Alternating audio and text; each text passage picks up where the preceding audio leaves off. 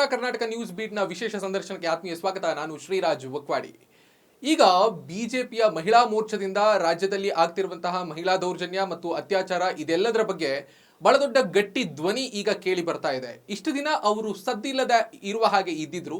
So ಈಗ ಮಹಿಳಾ ಮೋರ್ಚಾದಿಂದ ಬೇರೆ ಬೇರೆ ರೀತಿಯಲ್ಲಿ ಪ್ರತಿಭಟನೆ, ಸುದ್ದಿಗೋಷ್ಠಿ ಈ ಎಲ್ಲದನ್ನ ಮಾಡುವುದರ ಮುಖೇನವಾಗಿ ಸರ್ಕಾರವನ್ನ ಖಂಡಿಸ್ತಾ ಇದ್ದಾರೆ, ಟೀಕಿಸ್ತಾ ಇದ್ದಾರೆ, ಅದರ ಸರ್ಕಾರದ ವಿರುದ್ಧ ಆಕ್ರೋಶವನ್ನು ವ್ಯಕ್ತಪಡಿಸ್ತಾ ಇದ್ದಾರೆ. ಇದರ ಜೊತೆಗೆ ರಾಜ್ಯ ಬಿಜೆಪಿಯಲ್ಲಿ ಆಗ್ತಿರುವಂತಹ ಕೆಲವೊಂದಿಷ್ಟು ಬೆಳವಣಿಗೆಗಳ ಬಗ್ಗೆ, ಬದಲಾವಣೆಯ ಚರ್ಚೆ ಬಗ್ಗೆ, ಈ ಎಲ್ಲದರ ಬಗ್ಗೆ ಸಂಕ್ಷಿಪ್ತವಾಗಿ ಮಾತನಾಡೋದಕ್ಕೆ ನಮ್ಮ ಜೊತೆಗೆ ರಾಜ್ಯ ಬಿಜೆಪಿ ಮಹಿಳಾ ಮೋರ್ಚಾದ ಅಧ್ಯಕ್ಷರಾಗಿರುವಂತಹ ಮಂಜುಳಾ ಸಿ ಇದ್ದಾರೆ. ಅವರನ್ನ ಮಾತನಾಡ್ತಾ ಹೋಗೋಣ. ಮೇಡಮ್ ನಮಸ್ತೆ, ಕಾರ್ಯಕ್ರಮಕ್ಕೆ ಅತ್ಯಂತ ಪ್ರೀತಿಯ ಸ್ವಾಗತ. ನಮಸ್ಕಾರ. ಹೇಗಿದ್ದೀರಿ? Okay, fine. ಹೇಗಿದೆ ನಿಮ್ಮ ಎಲ್ಲ ಕಾರ್ಯಚಟುವಟಿಕೆಗಳೆಲ್ಲವೂ ಕೂಡ? ಹಾಗೆ ನೋಡಿದ್ರೆ ರೆಸ್ಟ್ಲೆಸ್ ಆಗಿದೆ ಚಟುವಟಿಕೆಗಳು. ರೆಸ್ಟ್ಲೆಸ್ ಚಟುವಟಿಕೆಗಳು ಅಂತಾನೆ ಹೇಳಬೇಕು. ಹೌದಾ? ಸೊ ಇಷ್ಟು ದಿವಸ ಇಲ್ಲದೆ ಇರುವಂತಹ, ಆಕ್ಟಿವ್ ಆಗಿ ಇಲ್ಲದೆ ಇರುವಂತಹ ಬಿಜೆಪಿಯ ಮಹಿಳಾ ಮೋರ್ಚಾ ಈಗ ದಿಢೀರ್ ಅಂತ ಆಕ್ಟಿವ್ ಆಗಿ ಬಿಟ್ಟಿದೆ. ರಾಜ್ಯ ಸರ್ಕಾರದ ವಿರುದ್ಧವಾಗಿ ಟೀಕೆ ಮಾಡ್ತಾ ಇದ್ದೀರಿ, ಆಕ್ರೋಶವನ್ನು ವ್ಯಕ್ತಪಡಿಸ್ತಾ ಇದ್ದೀರಿ, ಮಹಿಳಾ ದೌರ್ಜನ್ಯದ ಬಗ್ಗೆ ಟೀಕೆ ಮಾಡ್ತಾ ಇದ್ದೀರಿ, ಸರ್ಕಾರ ಸರಿಯಾದ ಕಾನೂನು ಕ್ರಮವನ್ನ ತೆಗೆದುಕೊಳ್ತಾ ಇಲ್ಲ ಅನ್ನೋದಾಗಿ ಹೇಳ್ತಾ ಇದ್ದೀರಿ. ಇಷ್ಟು ದಿವಸ ಎಲ್ಲ ಹೋಗಿದ್ರಿ ಅಂತ? ಇಲ್ಲ, ತಮಗೆ ನೆನಪಿರಬೇಕು, ನಿಮ್ಮ ಪ್ರಶ್ನೆಗೆ ಉತ್ತರ ಕೊಡೋದ್ರಲ್ಲಿ ನಾನು ಹೆಚ್ಚು ಆಸಕ್ತಳಾಗಿದ್ದೀನಿ. ಆದರೆ ತಾವು ಎತ್ತಿದಂಥ ಎಲ್ಲಿ ಹೋಗಿದ್ರಿ ಅನ್ನೋ ವಿಷಯಕ್ಕೆ ಒಂದು ಉತ್ತರ ಕೊಡಬೇಕು. ತಮಗೆಲ್ಲ ನೆನಪಿದೆ, ಕಳೆದ ಫೆಬ್ರವರಿಯಲ್ಲಿ ರಾಜ್ಯದಾದ್ಯಂತ ಬಾಣಂತಿಯರ ಸಾವಲ್ಲಿ ಬಳ್ಳಾರಿಯಲ್ಲಿ ದೊಡ್ಡ ಒಂದು ಹೋರಾಟವನ್ನು ಆರಂಭ ಮಾಡಿ ಇಡೀ ರಾಜ್ಯದ, ಅದು ಬೆಳಗಾವಿ ಇರ್ಬೋದು, ರಾಯಚೂರು ಇರ್ಬೋದು, ಸಿಂಧನೂರು ಇರ್ಬೋದು, ದಾವಣಗೆರೆ ಇರ್ಬೋದು, ಹೀಗೆ ಇಡೀ ರಾಜ್ಯದ 31 ಜಿಲ್ಲೆಗಳಲ್ಲಿ ಕೂಡ ಬಾಣಂತಿಯರ ಸಾವಿನ ವಿರುದ್ಧ ನಮ್ಮದು ಹೋರಾಟ ಆಗುತ್ತೆ. ಅದಕ್ಕೆ ಅಧ್ಯಯನ ತಂಡ ಮಾಡಿ BY ವಿಜೇಂದ್ರ ಅವರು, ನಮ್ಮ ರಾಜ್ಯಾಧ್ಯಕ್ಷರು, ನನ್ನನ್ನು ಸಂಚಾಲಕಿ ಮಾಡಿ ಕಳಿಸ್ಕೊಡ್ತಾರೆ. ಅನೇಕ ಶಾಸಕರು ಅದರಲ್ಲಿರ್ತಾರೆ. ಇಡೀ ರಾಜ್ಯದಲ್ಲಿ ಆ ಓಡಾಟ ಮಾಡಿಕೊಂಡು ನಾವು ಬಂದಾಗ ಇಡೀ ಇನ್ಫ್ರಾಸ್ಟ್ರಕ್ಚರ್ ಹೇಗಿದೆ, ಸರ್ಕಾರಿ ಆಸ್ಪತ್ರೆಯಲ್ಲಿ, ಹೆರಿಗೆ ಆಸ್ಪತ್ರೆಗಳು, ಬಾಣಂತಿಯರ ಸಾವಿಗೆ ಕೊಡ್ತಾ ಇರುವಂಥ ಕಳಪೆ ಔಷಧಿಗಳ ವಿರುದ್ಧ ಧ್ವನಿ ಎತ್ತು ಇಡೀ ರಾಜ್ಯದಲ್ಲಿ ಹೋರಾಟ ಮಾಡಿದ್ವಿ. ಅದರದ್ದು ಕನ್ಕ್ಲೂಡ್ ಪ್ರೋಗ್ರಾಮ್ ಏನಾಯಿತು ಹೋರಾಟ ಅಂದರೆ, ಸುವರ್ಣಸೌಧದಲ್ಲಿ ವಿಧಾನಸಭೆ ನಡಿಬೇಕಾದ್ರೆ ಸುವರ್ಣಸೌಧದ ಮುಂದೆಯೇ ನಮ್ಮ ಹೋರಾಟ ಆಯಿತು. ಆಮೇಲೆ ಈ ಸಲ ಬಜೆಟಲ್ಲಿ ರಾಜ್ಯ ಸರ್ಕಾರ ಅದನ್ನು ಇನ್ಫ್ರಾಸ್ಟ್ರಕ್ಚರ್ ಕೊಡೋಕ್ಕೆ ಅತಿ ಹೆಚ್ಚು ಹಣವನ್ನು ಒದಗಿಸಿದೆ. ಈ ಸಲ ಈ ಹಿಂದೆ ಯಾರದಿತ್ತು ಸರ್ಕಾರ? ಭಾಜಪದ್ದೇ ಇತ್ತು. ಏನು ಮಾಡಿದ್ರಿ ನೀವು? ನಾವು ಏನು ಮಾಡಬೇಕು ಅದನ್ನೆಲ್ಲ ಮಾಡಿದ್ದೇವೆ, ಇಲ್ಲ ಅಂತಿಲ್ಲ. ಹಾಗಾದ್ರೆ ಸರ್ಕಾರಿ ಆಸ್ಪತ್ರೆಗಳಲ್ಲಿ ಇರುವಂತಹ ಇನ್ಫ್ರಾಸ್ಟ್ರಕ್ಚರ್ಗೆ ಕೊರತೆಗೆ ಯಾರು ಕಾರಣ? ಇಲ್ಲಿ ಬಹಳ ಮುಖ್ಯವಾಗಿ ನಮಗೆ ಕಂಡು ಬಂದಿರುವಂಥದ್ದು ಏನಂದರೆ, ಅಡ್ಮಿನ್ ಉಸ್ತುವಾರಿ ಏನಿದೆ ಅದರಲ್ಲಿ ತುಂಬ ಲ್ಯಾಕಿಂಗ್ ಇದೆ ಮತ್ತು ಪರಿಶೀಲನೆಗಳಲ್ಲಿ ಲ್ಯಾಕಿಂಗ್ ಇದೆ ನಮಗೆ. ಜೊತೆಗೆ ಸ್ಟ್ಯಾಂಡರ್ಡ್ ಆಫ್ ಮೆಡಿಸಿನನ್ನು ಕೊಡೋ ಹೊತ್ತಿಗೆ ಅವ್ರು ಏನು ಮಾಡಿದ್ದಾರೆ ಅಂತಂದರೆ, ಲೋಕಲ್ ಮೆಡಿಸಿನ್ಸನ್ನು ಲೋಕಲ್ THO DHOಗಳು ಡಿಸಿಷನ್ ಮಾಡಿ ಕೊಡ್ತಿದ್ದಾರೆ. ಇಡೀ ಸ್ಟೇಟಿಗೆ ಒಂದೇ ರೀತಿಯ ಒಂದು ಸ್ಟ್ಯಾಂಡರ್ಡೈಸ್ ಮೆಡಿಸಿನ್ ಇಲ್ಲ.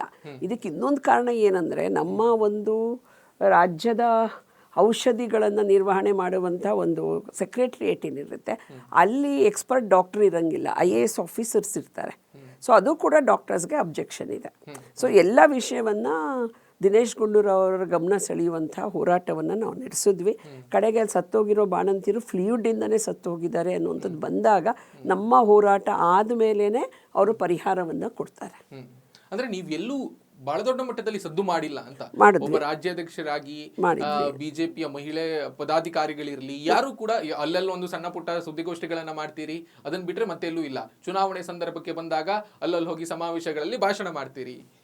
ಇಲ್ಲ, ನೀವು ಹೇಳಿರೋ ಹಾಗೆ ಖಂಡಿತ ಇವತ್ತಿನ ಅದರ ಅವಶ್ಯಕತೆ ಇದೆ. ಏನಾಗಿದೆ, ಇವತ್ತು ರಾಜ್ಯ ಸರ್ಕಾರ ತುಂಬ ಇನ್ಸೆನ್ಸಿಟಿವ್ ಆಗಿದೆ. ನೀವೇನೇ ಹೋರಾಟಗಳು ಮಾಡಿ, ಏನೇ ವಿರೋಧ ಮಾಡಿದ್ರೂ ತುಂಬ ಒಂದು ಮೊಂಡತನವನ್ನು ಈ ರಾಜ್ಯ ಸರ್ಕಾರ ತೋರಿಸ್ತಾ ಇದೆ. ಅದರಲ್ಲಿ ಬಹಳ ಮುಖ್ಯವಾಗಿ ನಿಮ್ಗೆ ಹೇಳಬೇಕು ಅಂತ, ಮಹಿಳಾ ಮತ್ತು ಮಕ್ಕಳ ಅಭಿವೃದ್ಧಿ ಮಂತ್ರಿ ಶ್ರೀಮತಿ ಲಕ್ಷ್ಮೀ ಹೆಬ್ಬಾಳ್ಕರ್ ಅವರು, ಮಾನ್ಯ ಸಚಿವೆ, ಅವರು ಈ ಬಾಣಂತಿಯರ ಇಷ್ಟೆಲ್ಲ ಘಟನೆ ನಡೆದಾಗ ಬೆಳಗಾಂ ಸಹಿತ ಹೇಳ್ತಾ ಇದ್ದೀನಿ, ಅವ್ರು ಎಲ್ಲೂ ಭೇಟಿ ಕೊಡಲ್ಲ, ಯಾವುದೇ ಹೆಣ್ಣು ಮಕ್ಕಳಿಗೆ ಸಾಂತ್ವನ ಹೇಳಲ್ಲ, ಇಲ್ಲ ರಾಜ್ಯದಲ್ಲಿ ಈಗ ಯಾಕೆ ಆಗ್ತಿದೆ ಅನ್ನುವಂಥ ಒಂದು ಮೀಟಿಂಗ್ಗಳು ತಗೊಳ್ಳಲ್ಲ, ಅದಕ್ಕೆ ಒಂದು ಶಿಫಾರಸುಗಳನ್ನು ಮಾಡಲ್ಲ ಅವರು. ಇದು ಒಂದು ಭಾಗ. ಮತ್ತು ರಾಜ್ಯ ಮಹಿಳಾ ಆಯೋಗ ಕೂಡ ಬಳ್ಳಾರಿ ಬಾಣಂತಿಯರು ತೀರ್ಕೊಂಡಾಗ ಅದು ಕೂಡಲೇ ಹೋಗಿ ಸುಮೋಟೋ ಕೇಸ್ ಮಾಡಿ, ಅಥವಾ ಸುಮೋಟೋ ಮಾಡ್ದೇನೆ ಇಂಟರ್ವ್ಯೂನ್ ಆಗಿರ್ಬೋದಾಗಿತ್ತು. ರಾಜ್ಯ ಮಹಿಳಾ ಆಯೋಗನೇ ಮಾಡಬೇಕು, ಅದಕ್ಕೆ ಪವರ್ ಇದೆ, ಮಾಡ್ಬೋದಾಗಿತ್ತು. ಆದರೆ ಇದೆಲ್ಲ ಹೋರಾಟ ಆಗಿ ಎಲ್ಲ ಮುಗಿದ ಮೇಲೆ ಅವ್ರು ಹೋದರು. ಕಡೆಗೆ ಚೆಕ್ ಇದು ಹಣ ಕೊಡೋದಂತ ಡಿಸಿಷನ್ ಆದಮೇಲೆ ಚೆಕ್ ಕೊಡ್ಬೇಕಾದ್ರೆ ಅವ್ರು ಹೋಗಿದ್ರು. ಇದು ಒಂದು ಭಾಗ. ಸಾಮೂಹಿಕವಾಗಿ ಮಹಿಳೆಯರ ಮೇಲೆ ನಡೀತಿರುವಂತಹ ಈ ರೀತಿಯ ಒಂದು ದಬ್ಬಾಳಿಕೆ ಅಥವಾ ನೆಗ್ಲಿಜೆನ್ಸ್ ಏನಿದೆ ಇದು ಒಂದು ಪಾರ್ಟ್. ಆದರೆ ಇಂಡಿವಿಜುವಲ್ ಕೇಸಸ್ಸಲ್ಲೂ ಅವರು ಪಾರ್ಶಿಯಾಲಿಟಿ ಮಾಡ್ತಾ ಇದ್ದಾರೆ. ಯಾರು? ಕಾಂಗ್ರೆಸ್ನವರು ಮಹಿಳಾ ಆಯೋಗನೇ ಮಾಡ್ತಾ ಇದೆ, ಕಾಂಗ್ರೆಸ್ನವರು ಅದಕ್ಕೆ ಡೈರೆಕ್ಟ್ ಕೊಟ್ಟು ಅವರು ಮಾಡ್ತಾ ಇದ್ದಾರೆ. ಫಾರ್ ಎಕ್ಸಾಂಪಲ್ಲು ನಮ್ಮ NDA ಪಾರ್ಟ್ನರ್ HD ಕುಮಾರಸ್ವಾಮಿ ಅವರು ಫ್ರೀ ಬೀಸ್ ಬಗ್ಗೆ ಏನೋ ಒಂದು ಸ್ಟೇಟ್ಮೆಂಟ್ ಕೊಟ್ಟರು ಅಂತ ಸುಮೋಟೋ ಕೇಸ್ ಫೈಲ್ ಮಾಡ್ಕೋತಾರೆ ಅವರು, ರಾಜ್ಯ ಮಹಿಳಾ ಆಯೋಗ. ನೇಹಾ ಹಿರೇಮಠ ಅವ್ರದ್ದು ಹುಬ್ಬಳ್ಳಿಯ ಕಾಲೇಜ್ ಕ್ಯಾಂಪಸಲ್ಲಿ ಮರ್ಡರ್ ಆಗುತ್ತೆ, ಅವ್ರು ಅದನ್ನು ಮಾಡೋದೇ ಇಲ್ಲ. ಆಮೇಲೆ ಎಲ್ಲ ಮುಗಿದ್ಮೇಲೆ ವರದಿ ಕೇಳ್ತಾರೆ. ಯಾಕೆ? ನಿರಂಜನನವರು ಅವ್ರ ಕಾಂಗ್ರೆಸ್ ಪಕ್ಷದವರೇನೆ, ಜೊತೆಗೆ ಇನ್ನೊಂದು ಏನಂದರೆ ಅವ್ರ ಪಕ್ಷಕ್ಕೆ ಇದು ಅವಮಾನ ಆಗತ್ತೆ ಅನ್ನೋ ಕಾರಣಕ್ಕೆ. ಅದೇ ರೀತಿ ಅಂಜಲಿ ಮನೆಗೆ ಒಬ್ಬ ಹೋಗಿ ಹುಬ್ಬಳ್ಳಿ ಒಳಗೆ ಚಾಕು ಇರಿದು ಮರ್ಡ್ರ್ ಮಾಡ್ತಾನೆ, ಆಯಿತಾ? ಅದ್ಯಾವುದು ಸುಮೋಟೋ ಆಗಲ್ಲ. ಸಿನಿಮಾ ನಟಿ ರಮ್ಯಾ ಅವರದ್ದು ಸೋಷಿಯಲ್ ಮೀಡಿಯಾದಲ್ಲಿ ಅಶ್ಲೀಲವಾಗಿ ಬಂದಾಗ ಅವರು ಧೈರ್ಯವಾಗಿ ಮುಂದೆ ಬಂದು ಆ ವಿಷಯನ ಕೈಗೆ ತೆಗೆದುಕೊಂಡ್ರು, ಆಯಿತು. ಆವಾಗ ಇವರು ಕೂಡಲೇ ಅದಕ್ಕೆ ಬೆಂಬಲ ವ್ಯಕ್ತಪಡಿಸಿದ್ರು, ಮಹಿಳಾ ಆಯೋಗದ ಅಧ್ಯಕ್ಷರು. ಆಗ ತಮ್ಮ ರಮ್ಯಾ ಅವ್ರು ಏನು ಹೇಳಿದ್ರು, ಥ್ಯಾಂಕ್ಸ್, ಓಕೆ, ಯಾರು ಬೆಂಬಲ ಕೊಟ್ಟಿಲ್ಲ ಅಂದರು, ನನಗೆ ನನ್ನ ಜವಾಬ್ದಾರಿ ಇದೆ, ನಾನು ಮಾಡ್ಕೊಳ್ಳೋದು ನಂಗೆ ಗೊತ್ತಿದೆ ಅಂದರು. ಅಂದರೆ ಒಬ್ಬ ಎಂಪವರ್ಡ್ ವಿಮೆನ್ ಅವರು. ಅವರಿಗೆ ನಿಮಗೆ ರೆಸ್ಪಾನ್ಸ್ ಮಾಡಬೇಕು, ಅವ್ರಿಗೆ ಅವರ ಏನು ಅವಶ್ಯಕತೆಯಲ್ಲಿ ಇಲ್ದಿದ್ದಾಗಲೂ ಅದು ಅನಿಸೋವಂಥವ್ರಿಗೆ ಸಾಮಾನ್ಯ ಮಹಿಳೆಯರ ಬಗ್ಗೆ ಯಾಕೆ ಅನ್ಸಲ್ಲ? ಈಗ ಮಂತ್ರಿ ಮಹಲ್ ಹತ್ರ ಯಾಮಿನಿದು ಮರ್ಡರ್ ಆಗುತ್ತೆ. ಇದರಲ್ಲಿ ಎರಡು ಇದೆ, ಸರ್ಕಾರ ಇದೆ, ಮಹಿಳಾ ಆಯೋಗ ಇದೆ, ಮಹಿಳಾ ಮತ್ತು ಮಕ್ಕಳ ಅಭಿವೃದ್ಧಿ ಇಲಾಖೆ ಇದೆ. ಮಹಿಳಾ ಮತ್ತು ಮಕ್ಕಳ ಅಭಿವೃದ್ಧಿ ಇಲಾಖೆ ಆಯೋಗ ಈಗ ಒತ್ತಾಯ ಮಾಡಿದೆಯಲ್ಲ, ಅದೇ ಯಾವಾಗಲೂ ತನಗೆ ಬೇಕಾದಾಗ ಮಾಡ್ತಿರುತ್ತೆ, ಪತ್ರ ಬರ್ಕೊಳ್ಳುತ್ತೆ. ನೀವು ಹೊರಗಡೆ ಬಂದು ಧ್ವನಿ ಎತ್ತಿಯಲ್ಲ, ಹೊರಗಡೆ ಇಡೀ ರಾಜ್ಯಾದ್ಯಂತ ತಿರುಗಾಡ್ತಾ ಇದ್ದೀರಿ, ನೀವು ಹೇಳ್ತೀರಿ ಅವರು ಕೇವಲ ಪ್ರಚಾರ ತೆಗೆದುಕೊಳ್ತಿದ್ದಾರೆ ಅಂತ. ಹೌದು, ಅದೇ ನಾನು ಹೇಳಿದ್ದು. ಏನಂತಂದರೆ ಮಹಿಳಾ ಆಯೋಗ ಇರೋದು ಈ ರಾಜ್ಯದ ಮಹಿಳೆಯರಿಗೆ ಒಂದು ಘಟನೆ ನಡೆದರೆ ನೀವು ಎಷ್ಟು ಪರಿಣಾಮಕಾರಿಯಾಗಿ ಅದನ್ನು ನಿರ್ವಹಿಸಿ ಈ ರಾಜ್ಯದ ಮಹಿಳೆಯರಿಗೆ ಭರವಸೆನ ಕೊಡ್ತೀರಾ. ಪುಂಡ್ರುಗಳಿಗೆ ಈ ರೀತಿ ಮಾಡಿದ್ರೆ ನಿಮ್ಮ ಕೈಕಾಲು ಮುರಿಯುತ್ತೆ ಕಾನೂನು ಅನ್ನುವ ಎಚ್ಚರಿಕೆ ಕೊಡುವ ನಿರ್ದಾಕ್ಷಿಣ್ಯ ಕ್ರಮಗಳು ಗೃಹ ಇಲಾಖೆ, ಮಹಿಳಾ ಆಯೋಗ ದಿಂದ ನಡಿಬೇಕು, ಸರ್ಕಾರದಿಂದ ನಡಿಬೇಕು. ಅವರ ಕೇಸ್ಗೆ ಸಂಬಂಧಪಟ್ಟ ಹಾಗೆ ನಾಗಲಕ್ಷ್ಮಿ ಚೌಧರಿ ಅವರು SIT ಗೆ ಒತ್ತಾಯ ಮಾಡಿಲ್ವಾ? ಯಾಕೆ ಧರ್ಮಸ್ಥಳದಲ್ಲಿ ಆಗಿರುವಂತಹ ಅಸಹಜ ಸಾವು ಮತ್ತೆ ಅದರ ಸುತ್ತ ನಡೆದಿರುವಂತಹ ಬೆಳವಣಿಗೆಯ ಬಗ್ಗೆ ತನಿಖೆ ಆಗಬೇಕು ಅಂತ SIT ರಚನೆ ಮಾಡಿಲ್ವಾ? ಸೊ ಅಷ್ಟೆಲ್ಲ ದೊಡ್ಡ ಗಂಭೀರವಾದಂತಹ ಪ್ರಕರಣಗಳು ನಡೆದಿರುವಾಗ ಆಯೋಗ ಮತ್ತು ಆಯೋಗದ ಅಧ್ಯಕ್ಷರು ಧ್ವನಿ ಎತ್ತಿದ್ದಾರೆ. ಸೊ ಹಾಗಾದ್ರೆ ನೀವು ಧ್ವನಿ ಎತ್ತಿಲ್ಲ ಅನ್ನೋದನ್ನ ಯಾಕೆ ಹೇಳ್ತಿದ್ದೀರಿ? ಅವರು ಇಂಪಾರ್ಷಿಯಲ್ ಅಲ್ಲ, ಪಾರ್ಷಿಯಲ್. ಅವ್ರಿಗೆ ಪಾರ್ಷಿಯಾಲಿಟಿ ಡಿಸಿಷನ್ ಇದೆ. ಧರ್ಮಸ್ಥಳದ ವಿಚಾರದಲ್ಲಿ ತಾವು ತೋರಿಸ್ತಿರುವ ಆಸಕ್ತಿ, ಉತ್ಸಾಹ ಬೇರೆ ಮಹಿಳೆಯರ ಬಗ್ಗೆ ನೀವು ತೋರಿಸ್ತಿಲ್ಲ ಅನ್ನೋದು ನನ್ನ ಗಂಭೀರವಾದ ತಕರಾರು ಮತ್ತು serious allegation on government. Law and order ನೋಡ್ತಿರುವಂಥ ಗೃಹ ಇಲಾಖೆ, ಮಹಿಳಾ ಆಯೋಗ, ಮಹಿಳಾ ಮತ್ತು ಮಕ್ಕಳ ಅಭಿವೃದ್ಧಿ ಇಲಾಖೆ, ಬಾಣಂತಿಯರಿಗೆ ಸಾವಿಗೆ ಕಾರಣರಾದಂಥ ದಿನೇಶ್ ಗುಂಡೂರಾವ್ ಮತ್ತು ಶರಣ್ ಪ್ರಕಾಶ್ ಅವರ ರಾಯಚೂರು ಜಿಲ್ಲೆಯಲ್ಲಿ ನಡೆದಂಥ ಸಿಂಧನೂರು ಘಟನೆ ಎಲ್ಲರ ಮೇಲೆ ಇದೆ ನಮಗೆ, ಆಯಿತಾ? ಬ್ರ್ಯಾಂಡ್ ಬೆಂಗಳೂರು ಮಾಡ್ತೀನಿ ಅಂತ DK ಶಿವಕುಮಾರ್ ಅವರು ಯಾಕೆ ಲಾ ಆ್ಯಂಡ್ ಆರ್ಡ್ರನ್ನ ನೋಡ್ತಾ ಇಲ್ಲ ಬೆಂಗಳೂರಲ್ಲಿ ಅನ್ನುವಂಥದ್ದು ನಮಗೆ ತಕರಾರಿದೆ. ಆದರೆ ಮಹಿಳಾ ಆಯೋಗ ಅನ್ನುವಂಥದ್ದು ಏನಿದೆಯಲ್ಲ, ಇವತ್ತು ಧರ್ಮಸ್ಥಳದ ವಿಚಾರದಲ್ಲಿ ನೀವೇನು ಆಸಕ್ತಿಯನ್ನು ತೋರಿಸಿದ್ರಿ, ಆಯಿತು, ಅದೆಷ್ಟು ಗುಂಡಿಗಳನ್ನು ತೆಗೆದ್ರು, ಏನೂ ಸಿಗಲಿಲ್ಲ, ಆಯ್ತಪ್ಪ, ನಿಮ್ಮ ಸರ್ಕಾರನೇ ಮಾಡ್ತಲ್ಲ, ಆಯಿತು, ನಿಮ್ಮ ಸರ್ಕಾರನೇ ಇದೆಯಲ್ಲ, ಈಗ SIT ರಿಪೋರ್ಟ್ ಕೊಡುತ್ತೆ. ಈಗ ಅವರು ನಿನ್ನೆ ಕೂಡ SITಗೆ ಮಾಡಿದ್ರಲ್ವಾ? ನಾನು ನಿಮಗೆ ಹೇಳ್ತೀನಿ, ಇದರಲ್ಲಿ ಹಾವೇರಿ ಒಳಗೆ ಅಲ್ಪಸಂಖ್ಯಾತ ಹುಡುಗಿದು ಆಲ್ಮೋಸ್ಟ್ ಇಂಡೈರೆಕ್ಟ್ಲಿ ನೀವು ಧರ್ಮಾಧಿಕಾರಿಗಳ ಪರವಾಗಿ ಇದ್ದೀರಾ, ಆರೋಪ ಅವರ ಮೇಲಿದೆ, ಆರೋಪಿಗಳ ಪರವಾಗಿ ನೀವು ಮಾತನಾಡ್ತಿದ್ದೀರಾ, ಹೇಗೆ? ಅದನ್ನೇ ನೀವು ಜುಡಿಷಿಯಲ್ ಆಗಿ ನೋಡಬೇಕು. ನಾನೇನು ಹೇಳ್ತಾ ಇದ್ದೀನಿ, ಅದರಲ್ಲಿ ತೋರಿಸ್ತಿರೋ ಆಸಕ್ತಿ ಏನಿದೆ ಅದೇ ಆಸಕ್ತಿನ ರಾಜ್ಯಕ್ಕೆ ವಿಸ್ತರಿಸಿ. She is a Congress agent, she is acting according to back end people, not our visionary people. ಅನ್ನೋ ಕಾರಣಕ್ಕೆ ಕಾಂಗ್ರೆಸ್ ಏಜೆಂಟ್ ಅಂತ ಕರಿತಾ ಇದ್ದೀರಾ? ಇಲ್ಲ, ಬಿಜೆಪಿ ಅವರು ಧ್ವನಿ ಎತ್ತಿಲ್ಲ. ಸೌಜನ್ಯ ಪ್ರಕರಣ ಆಗಿರೋದು ಯಾರ ಸಂದರ್ಭದಲ್ಲಿ? ನಿಮ್ಮ ಅಧಿಕಾರ ಇರುವಾಗ ಸಂದರ್ಭದಲ್ಲಿ. ಸದಾನಂದ ಗೌಡ ಅವರು ಆಗ ಮುಖ್ಯಮಂತ್ರಿಗಳಾಗಿದ್ರು, ಆರ್ ಅಶೋಕ್ ಅವರು ಅಲ್ಲಿ ಗೃಹ ಮಂತ್ರಿಗಳಾಗಿದ್ರು, ಜೊತೆಗೆ CT ರವಿ ಅವರು ಉಸ್ತುವಾರಿಗಳಾಗಿದ್ರು. ಏನ್ ಮಾಡಿದ್ರು ನಿಮ್ಮ ಸರ್ಕಾರ? ಆಯ್ತು, ಸರಿ. ಇದಾದ ಮೇಲೆ ಮತ್ತೆ 2013 ಕಾಂಗ್ರೆಸ್ ಸರ್ಕಾರ ಬಂತಲ್ಲ, ಆಗ ಏನ್ ಮಾಡಿದ್ರು? CBI ಕೊಟ್ರಲ್ಲ, ಆಯ್ತು, ಏನ್ ಬಂತಲ್ಲ ರಿಪೋರ್ಟ್. ಸಂತೋಷ್ ರಾವ್ ಅಪರಾಧಿ ಅಂತ ಹೇಳೋದಕ್ಕೆ ಸೂಕ್ತವಾದಂತ ದಾಖಲೆಗಳಿಲ್ಲ ಅನ್ನೋದಾಗಿ ಬಂತು. ವಾಪಸ್ ಹೋದ್ರು, ಅಲ್ಲೂ ಕೂಡ ಫೇಲರ್ ಆದ್ರು. ಮತ್ತೆ SIT ಮಾಡಿದ್ದಾರೆ. SITಗೆ ವಿರೋಧ ಮಾಡ್ತಾ ಇದ್ದೀರಾ ಅನ್ನೋದಾದ್ರೆ ಏನು? ಶ್ರೀರಾಜು, ಈ ರೀತಿ ನೀತಿಗೆಟ್ಟ ರಾಜಕೀಯ ಆಡಳಿತದ ನೀತಿಗೆಟ್ಟ ವ್ಯವಸ್ಥೆಯನ್ನು ಇವ್ರು ಏನು ತರ್ತಿದಾರಲ್ಲ ಅದಕ್ಕೆ ನನ್ನ ವಿರೋಧವನ್ನು ನಾನು ಬಲವಾಗಿ ವ್ಯಕ್ತಪಡಿಸ್ತಾ ಇದ್ದೀನಿ. ನಾನು ಏನು ಹೇಳಕ್ಕೆ ಬಯಸ್ತಾ ಇದ್ದೀನಿ ಅಂದರೆ, ನಿನ್ನೆ ಕೂಡ ನೀವು SITದು ಮತ್ತೊಂದು ತನಿಖೆ ಆಗಬೇಕು ಅಂತ ಹೇಳಿದ್ದೀರಲ್ಲ, ಅದ್ರ ಬಗ್ಗೆ ನನ್ನ ಪ್ರೆಸ್ ಮೀಟಲ್ಲಿ ನಾನು ಏನು ಹೇಳಿಲ್ಲ. That is our choice. ಏನನ್ಸುತ್ತೆ ಅಂತ, ಬೇರೆಯವರ ಬಗ್ಗೆ ಯಾಕೆ ಉತ್ಸಾಹ ಇಲ್ಲ? ಈಗ ಅತ್ಯಾಚಾರ ಪ್ರಕರಣಗಳಲ್ಲಿ SIT ರಚನೆ ಆಗಬೇಕು ಅಂತ ಹೇಳಿ ಸುಪ್ರೀಂ ಕೋರ್ಟ್ ಜಡ್ಜ್ಮೆಂಟ್ ಇದ್ದಾಗ್ಯೂ ನೀವು ಹಾವೇರಿ ಅಲ್ಪಸಂಖ್ಯಾತ ಮಹಿಳೆಯ ಮೇಲೆ ಅತ್ಯಾಚಾರ ನಡೆದಾಗ ಮತ್ತು ನಾನು ಮಾಳವಿಕಾ ಎಲ್ಲ ಸೇರಿ ಹೋಗಿದ್ದೀವಿ. ಜೊತೆಗೆ ನಮ್ಮ ಮಾಜಿ ಮುಖ್ಯಮಂತ್ರಿ SR ಬೊಮ್ಮಾಯಿ ಅವರು, R ಅಶೋಕ್ ಅವರು ಹೋರಾಟಕ್ಕೆ ಬಂದಿದ್ದರು. ರಾಜ್ಯಾಧ್ಯಕ್ಷರು BY ವಿಜೇಂದ್ರ ಅವರು ನಮ್ಮನ್ನು ಅದನ್ನು ಪೂರ್ತಿ ಕೇಸನ್ನು ಅಡ್ರೆಸ್ ಮಾಡೋವರೆಗೂ ಅಲ್ಲಿಂದ ವಾಪಸ್ ಬರೋದು ಬೇಡ ಅನ್ನೋ ನಿರ್ದೇಶನ ಕೊಟ್ಟಿದ್ರು. ಅದೆಲ್ಲ ಮಾಡೋದ್ಮೇಲೆ ನೀವು ಯಾಕೆ SIT ರಚನೆ ಮಾಡಲಿಲ್ಲ? ಬೇರೆ ಹೆಣ್ಮಕ್ಳಿಗೆ ಯಾಕೆ ಮಾಡ್ತಿಲ್ಲ? ನೀವು ಬೇರೆಯವ್ರಿಗೆ ಮಾಡ್ಕೊಳ್ಳಿ, ಬೇರೆಯವ್ರಿಗೆ ಯಾಕೆ ಮಾಡ್ತಿಲ್ಲ? ಧರ್ಮಸ್ಥಳದ ಪ್ರಕರಣ ಮತ್ತು ಪ್ರಜ್ವಲ್ ರೇವಣ್ಣ ಅವರ ಪ್ರಕರಣ ಇಡೀ ರಾಷ್ಟ್ರ ಮಟ್ಟ ಅಂತಾರಾಷ್ಟ್ರೀಯ ಮಟ್ಟದಲ್ಲಿ SIT ರಚನೆ ಮಾಡಿರುವುದು ತಪ್ಪಂತ ಹೇಳೋದ ನೀವು? ನಾನು ಯಾಕೆ ಹೇಳಿ? ಪ್ರಜ್ವಲ್ ನಿಮ್ಮ ಮೈತ್ರಿಯ ಭಾಗ ಆಗಿರುವಂತಹ ಪ್ರಜ್ವಲ್ ರೇವಣ್ಣ ಅವರ ಕೇಸ್ ಎಷ್ಟು ದೊಡ್ಡ ಮಟ್ಟಕ್ಕೆ ಸದ್ದಾಯಿತು ಅನ್ನೋದು ಗೊತ್ತಿದೆ. ಒಬ್ಬ ಈ 2 ಹೆಣ್ಣು ಮಕ್ಕಳ ಕೇಸ್ ಅಲ್ಲ ಅದು. ಹಾಗಾಗಿ ಒಂದು SIT ರಚನೆ ಮಾಡಿದ್ರು. ಆಮೇಲೆ ಧರ್ಮಸ್ಥಳದಲ್ಲಿ ಆಗಿರೋದು ಕೂಡ ಅಷ್ಟೇ, 1-2 ಹೆಣ್ಣು ಮಕ್ಕಳಿಗೆ ಆಗಿರುವಂತಹ ಘಟನೆ ಅಲ್ಲ, ನೂರಾರು ಆಗಿದೆ ಅನ್ನುವಂಥದ್ದು ಆರೋಪ ಈಗ ಕೇಳಿ ಬರ್ತಾ ಇದೆ. ಸೌಜನ್ಯ ಪರ ಹೋರಾಟಗಾರರು ದೊಡ್ಡ ಮಟ್ಟದಲ್ಲಿ ಹೋರಾಟ ಮಾಡ್ತಾ ಇದ್ದಾರೆ. ಮಾಡ್ರಪ್ಪ, ಪ್ರೂವ್ ಮಾಡ್ಕೊಂಡು ನೀವು ಕೋರ್ಟ್ ಇದೆ, ಪನಿಷ್ಮೆಂಟ್ ಕೊಡಿಸಿ. ನಿಮ್ಮನ್ನ ಯಾರು ಅಡ್ಡಿಪಡಿಸಿದ್ದಾರೆ? ನೀವು ಯಾಕೆ ಅದ್ರ ಸುತ್ತನೇ ಗಿರ್ಕಿ ಹೊಡಿತೀರಾ? ಹಾಗಾದ್ರೆ ರಾಜ್ಯದಲ್ಲಿರುವಂತಹ ಹೆಣ್ಣು ಮಕ್ಕಳ ಬಗ್ಗೆ ನೀವು ಜವಾಬ್ದಾರಿ ತೆಗೆದುಕೊಳ್ಳೋಕೆ ರೆಡಿ ಇಲ್ಲ. ಬೇರೆ ಹೆಣ್ಮಕ್ಳನ್ನ ಬೀದಿ ಮೇಲೆ ಹಾಕಿ ಯಾಕೆ? ಹಾಗಾದ್ರೆ ಯಾಮಿನಿ ಕೇಸು 6 ತಿಂಗಳು ನಿಮ್ಮ ಪೊಲೀಸ್ ಸ್ಟೇಷನ್ ಒಳಗೆ ಕಂಪ್ಲೇಂಟ್ ಇತ್ತು. ಯಾಕೆ ನೀವು ಟ್ರ್ಯಾಕ್ ಮಾಡಲಿಲ್ಲ? ಯಾಕೆ ಸೆಕ್ಯೂರಿಟಿ ಕೊಡಲಿಲ್ಲ? ಅವನು ಅಷ್ಟನ್ನು ವಾಟ್ಸ್ಆ್ಯಪ್ ಚಾಟ್ ಮಾಡಿದ್ದಾನೆ, ಗ್ರೂಪ್ ಮಾಡ್ಕೊಂಡಿದ್ದಾನೆ. ಅಂದ್ರೆ ನಿಮ್ಮ ಸರ್ಕಾರದ ಯೋಗ್ಯತೆ ಏನಾಗಿದ್ರೆ? ಹೌದಾ? ನಾಯಕರ ಯೋಗ್ಯತೆ ಏನು? ಏನೆಲ್ಲ ಹೇಳಿದ್ರು ಅನ್ನೋದ್ರ ಬಗ್ಗೆ ನಿಮ್ಗೆ ಅರಿವಿದೆ? ಯಾಮಿನಿ ವಿಚಾರದಲ್ಲಿ ಈ ಸರ್ಕಾರ 6 ತಿಂಗಳು ಮುಂಚೆನೆ ದೂರ ಇದ್ದಾಗ್ಯೂ ಕೂಡ ಯಾಕೆ ಅವಳನ್ನ ಪ್ರೊಟೆಕ್ಟ್ ಮಾಡಕ್ಕಾಗಲ್ಲ? ನೀವು ಉತ್ತರ ಕೊಡಿಸಿ, ನೀವು ಉತ್ತರ ಕೊಡಿಸಿ. ಬೇಡ, ಇದು ಡೋಂಟ್ ಶಿಫ್ಟ್ ಸರ್, ಪ್ಲೀಸ್. ನಂಗೆ ಆನ್ಸರ್ ಬೇಕು ನಿಮ್ಮಿಂದ. ಯಾಮಿನಿ ಪ್ರಕರಣದಲ್ಲಿ ನಿಮ್ಮ ಮೂಗಳತೆನಲ್ಲಿರುವಂತಹ ಮಲ್ಲೇಶ್ವರಂ ಅಂತ ಜನನಿ ಬಿಡ ಜಾಗದಲ್ಲಿ ಕೊಲೆ ಆಗತ್ತೆ ಅಂದ್ರೆ ನಿಮ್ಮ ಲಾ ಅಂಡ್ ಆರ್ಡರ್ ಎಲ್ಲಿಗೆ ಹೋಗಿದೆ? ಆಗ ಎಲ್ಲಿತ್ತು ನಿಮ್ಮ ಸರ್ಕಾರ? ನಿಮ್ಮ ಸರ್ಕಾರದ ವ್ಯವಸ್ಥೆ ಏನಿತ್ತು? ಮಹಿಳಾ ಆಯೋಗಕ್ಕೆ ಎಷ್ಟು ಪವರ್ಸ್ ಇದೆ? ಆಯ್ತಾ? ಅವಧಿಯಲ್ಲಿ ಎಷ್ಟಾಗಿಲ್ಲ? ನಿಮ್ಮ ಸರ್ಕಾರ ಇದ್ದಾಗ ರಾಜ್ಯದಲ್ಲಿ ಮಹಿಳಾ ದೌರ್ಜನ್ಯ ಎಷ್ಟಾಗಿಲ್ಲ? ನಿಮ್ಮ ನಾಯಕರು ದೌರ್ಜನ್ಯವನ್ನ ಎಷ್ಟು ಮಾಡಿಲ್ಲ? ಮಾನಸಿಕವಾಗಿ ಎಷ್ಟು ಹಿಂಸೆಯನ್ನ, ಮಾನಸಿಕವಾದಂತ ದೌರ್ಜನ್ಯವನ್ನ ನಿಮ್ಮ ನಾಯಕರು ಎಷ್ಟು ಮಾಡಿಲ್ಲ? ಟಿ ರವಿ ಅವರು ಲಕ್ಷ್ಮೀ ಹೆಬ್ಬಾಳ್ಕರ್ಗೆ ಏನು ಹೇಳಿದ್ರು? ಶ್ರೀರಾಜು, ಈಗ ನಾನು ನಿಮಗೆ ಕೇಳೋದು ಆಯ್ತು, ಇದೆಲ್ಲ ಆಯ್ತು, ನೀವೇನು ಕೇಳಬೇಡಿ, ನೀವು ಸುಮ್ಮನಿರಿ ಅಂತ ನೀವು ಹೇಳಿದ್ರೆ ಅದನ್ನು ನಾನು ವಿವೇಚನೆಗೆ ತಗೋತೀನಿ, ಪರಿಶೀಲನೆ ಮಾಡ್ಕೋತೀನಿ. ಹೌದು, ನೀವು ನಿಮ್ದೇನೋ ಒಂದಿಷ್ಟಿತ್ತು ವಿಷಯಗಳು, ಅದಕ್ಕೆ ಇವ್ರದ್ದೇನು ಕೇಳಬೇಡಿ ಅಂತ ತಾವು ಸಜೆಷನ್ ಕೊಡ್ತಾ ಇದ್ದೀರಾ ನನಗೆ? ಇಲ್ಲ ಅಲ್ವಾ? ಮತ್ತೆ ಯಾಕೆ ಅವ್ರ ಸುತ್ತಲೇ ನಾವು ಗಿರ್ಕಿ ಹೊಡಿಬೇಕು? ಮುಂದಕ್ಕೆ ಹೋಗೋಣ, ಬೇರೆ ವಿಷಯಗಳಿದೆ ಅಲ್ವಾ? ಇವಾಗ ಅಂಜಲಿ ಅಂದ್ರೆ ನೀವು ಈ SIT ರಚನೆ ಆಗಿರೋದೇ ತಪ್ಪು ಅನ್ನುವ ರೀತಿಯಲ್ಲಿ ಮಾತಾಡ್ತಿದ್ರೆ, ಅದಕ್ಕೋಸ್ಕರ ನಾನು ಬಹಳ ಕ್ಲಿಯರ್ ಕಟ್ಟಾಗಿ ಹೇಳಿದ್ದೀನಿ. ಏನು ಹೇಳಿದ್ದೀನಿ? ನಿಮಗೆ ನಿಮ್ಮ ಆಯ್ಕೆ, ಅದು ನಿಮ್ಮ ಚಾಯ್ಸ್ ಮಾಡಿದಿರಲ್ಲ. ಬೇರೆಯವ್ರ ಬಗ್ಗೆ ಕಣ್ಣು ತೆರೆದು ನೋಡದೆ ಪಾರ್ಶಿಯಾಲಿಟಿ ಮಾಡ್ತಿದ್ದೀರಾ ಅಂತ ನನ್ನ ಆರೋಪ. ಮತ್ತು ಮಹಿಳಾ ಆಯೋಗನ ಪ್ರಚಾರದ ಗೀಳಿಗೆ ಹುಚ್ಚಿಗೆ ಬಳಸ್ಕೊತಾ ಇದ್ದೀರಲ್ಲ, ಇದ್ರ ಬಗ್ಗೆ ಕಾಂಗ್ರೆಸ್ ಹೆಣ್ಮಕ್ಳಿಗೆ ಬೇಜಾರಿದೆ. ಕಾಂಗ್ರೆಸ್ ಹೆಣ್ಮಕ್ಳಿಗೂ ಬೇಜಾರಿದೆ, ನಮ್ಮ ಮಾಧ್ಯಮ ಮಿತ್ರರಿಗೂ ಇದೆ ಅದು.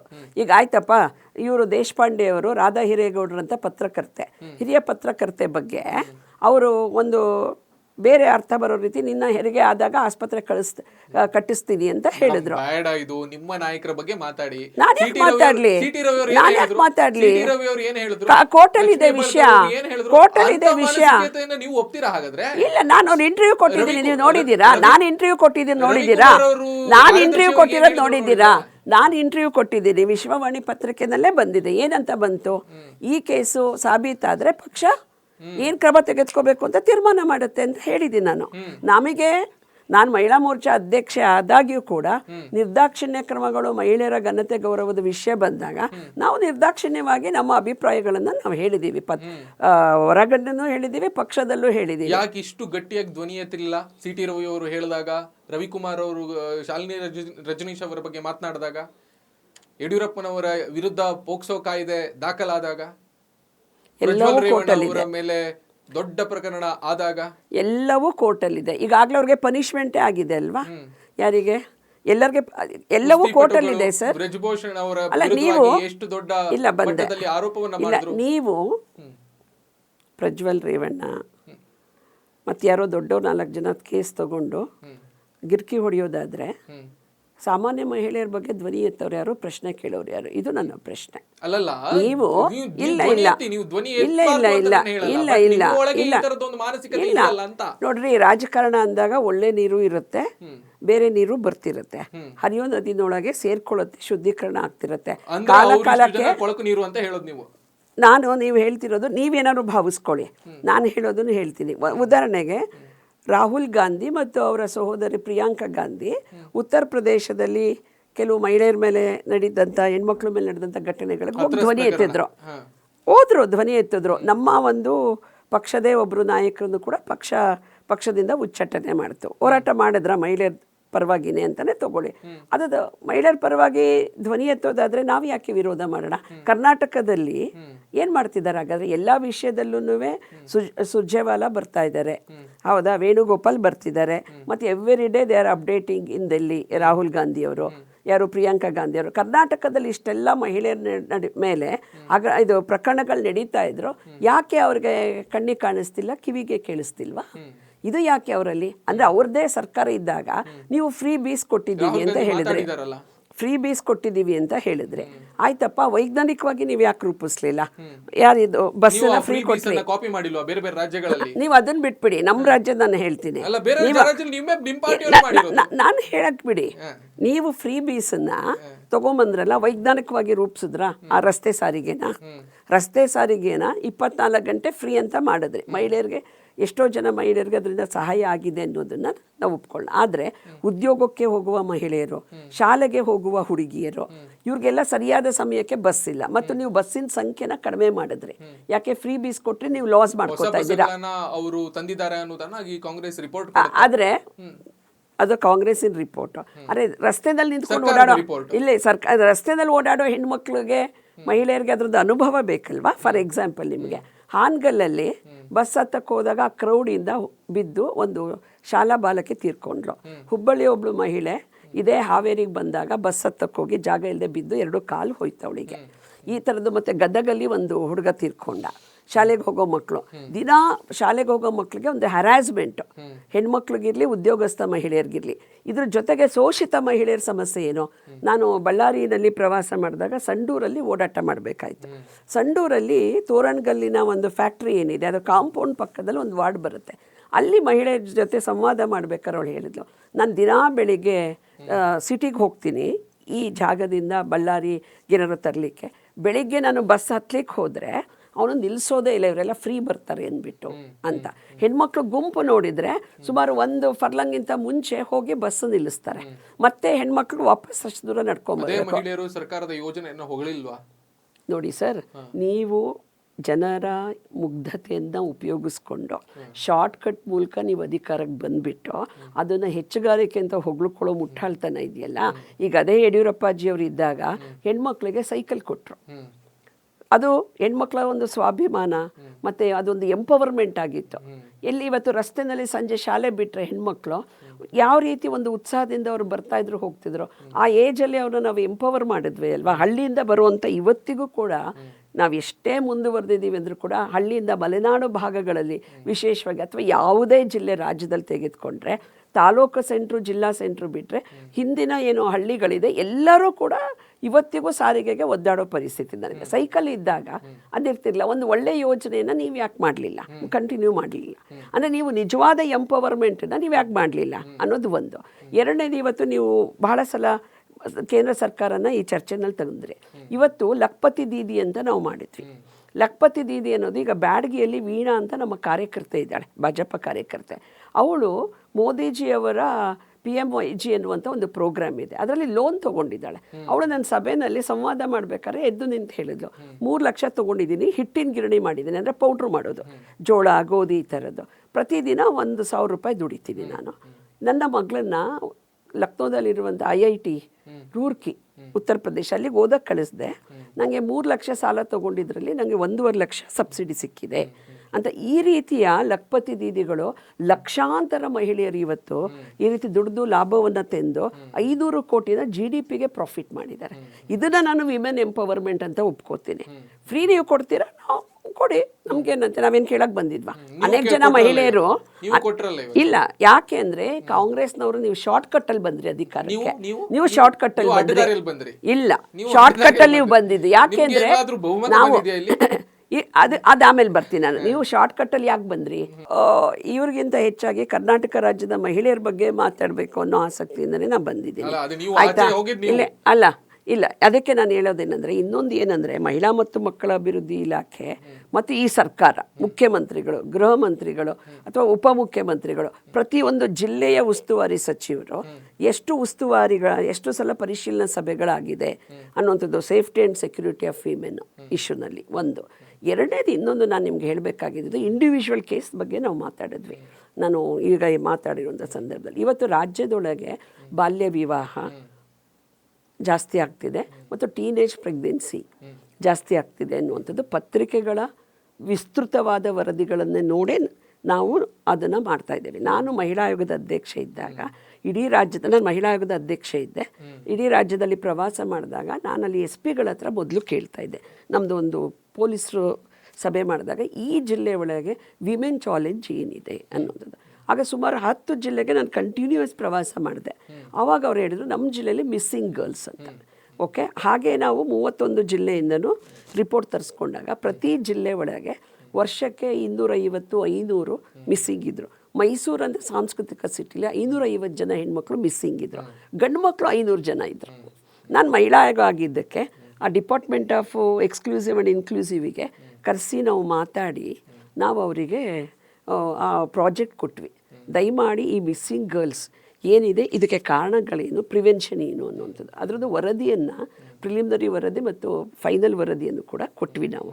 ಅಂದರೆ ನಿಮಗೆ 80% ಅಷ್ಟು ಜನ ಹೆಣ್ಮಕ್ಳು ವಾಪಸ್ ಸಿಗ್ತಾರೆ. ಅವತ್ತಿನ SP ಆಗಿದ್ದವರು ಅಗರ್ವಾಲ್ ಅವರು, ಅಲ್ಲಿ ಕಮಿಷನರ್ ಆದವರು, ಅವರು ತಮ್ಮ ಮನೇಲಿ ಯಾರೋ ಒಬ್ಬರು ಮಿಸ್ ಆದಾಗ ಪೊಲೀಸ್ ಸ್ಟೇಷನ್ ನಡವಳಿಕೆ ಹೇಗಿರ್ತಿತ್ತು, ನಿಮ್ಮ ಮಗಳು ಯಾರ್ದೋ ಜೊತೆ ಓಡೋಗಿರಬೇಕು, ಬರ್ತಾಳೆ ಹೋಗಿ ಅಂತ ಕಳಿಸ್ತಾ ಇದ್ರು. ಬಟ್ ದೆನ್ ಸುಪ್ರೀಂ ಕೋರ್ಟ್ ತನಕ ಇಶ್ಯೂಗಳು ಹೋಗಿ ಅದಕ್ಕೆ ಈ ರೀತಿ ಮಿಸ್ಸಿಂಗ್ ಕೇಸ್ ಬಂದಾಗ ಸೀರಿಯಸ್ ಆಗಿ ತೊಗೋಬೇಕು ಅಂತಾಯಿತು. ಈಗಾಗಲೇ 12-15 ವರ್ಷ ಆಗ್ತಾಯಿದೆ ನಾವು ಆ ರಿಪೋರ್ಟ್ ಕೊಟ್ಟು. ನೀವು ಈ ಥರದ್ದು ಏನಾದ್ರು ಆ್ಯಕ್ಟಿವ್ ಏನಾದ್ರು ಲಾಂಚ್ ಮಾಡಿ, ಮಹಿಳಾ ಮತ್ತು ಮಕ್ಕಳ ಅಭಿವೃದ್ಧಿ ಇಲಾಖೆ ಮಂತ್ರಿಗಳು ರಾಜ್ಯದೊಳಗಡೆ ಟೀನೇಜ್ ಪ್ರೆಗ್ನೆನ್ಸಿ ಮತ್ತು ಬಾಲ್ಯ ವಿವಾಹ ಯಾಕೆ ಜಾಸ್ತಿ ಆಗ್ತಿದೆ ಅಂತ, ಬೇರೆ ಯಾವುದೋ ಕಾರಣಕ್ಕೆ ನಾನು ರಾಮನಗರ ಹೋಗಿದ್ದೆ. ರಾಮನಗರ SP ಅವ್ರ ಹತ್ರ ನಾನು ಮಾತಾಡಿದಾಗ ಬರಬೇಕಿತ್ತು, ಒಂದಷ್ಟು ಬೇರೆ ವಿಷಯಕ್ಕೆ ಹೋದಾಗ ಈ ಜಿಲ್ಲೆ ಚಾಲೆಂಜ್ ಏನಂದಾಗ ಅರ್ಲಿ ಮ್ಯಾರೇಜ್ ಅಂತ ಹೇಳಿದರು, ಬಾಲ್ಯ ವಿವಾಹ.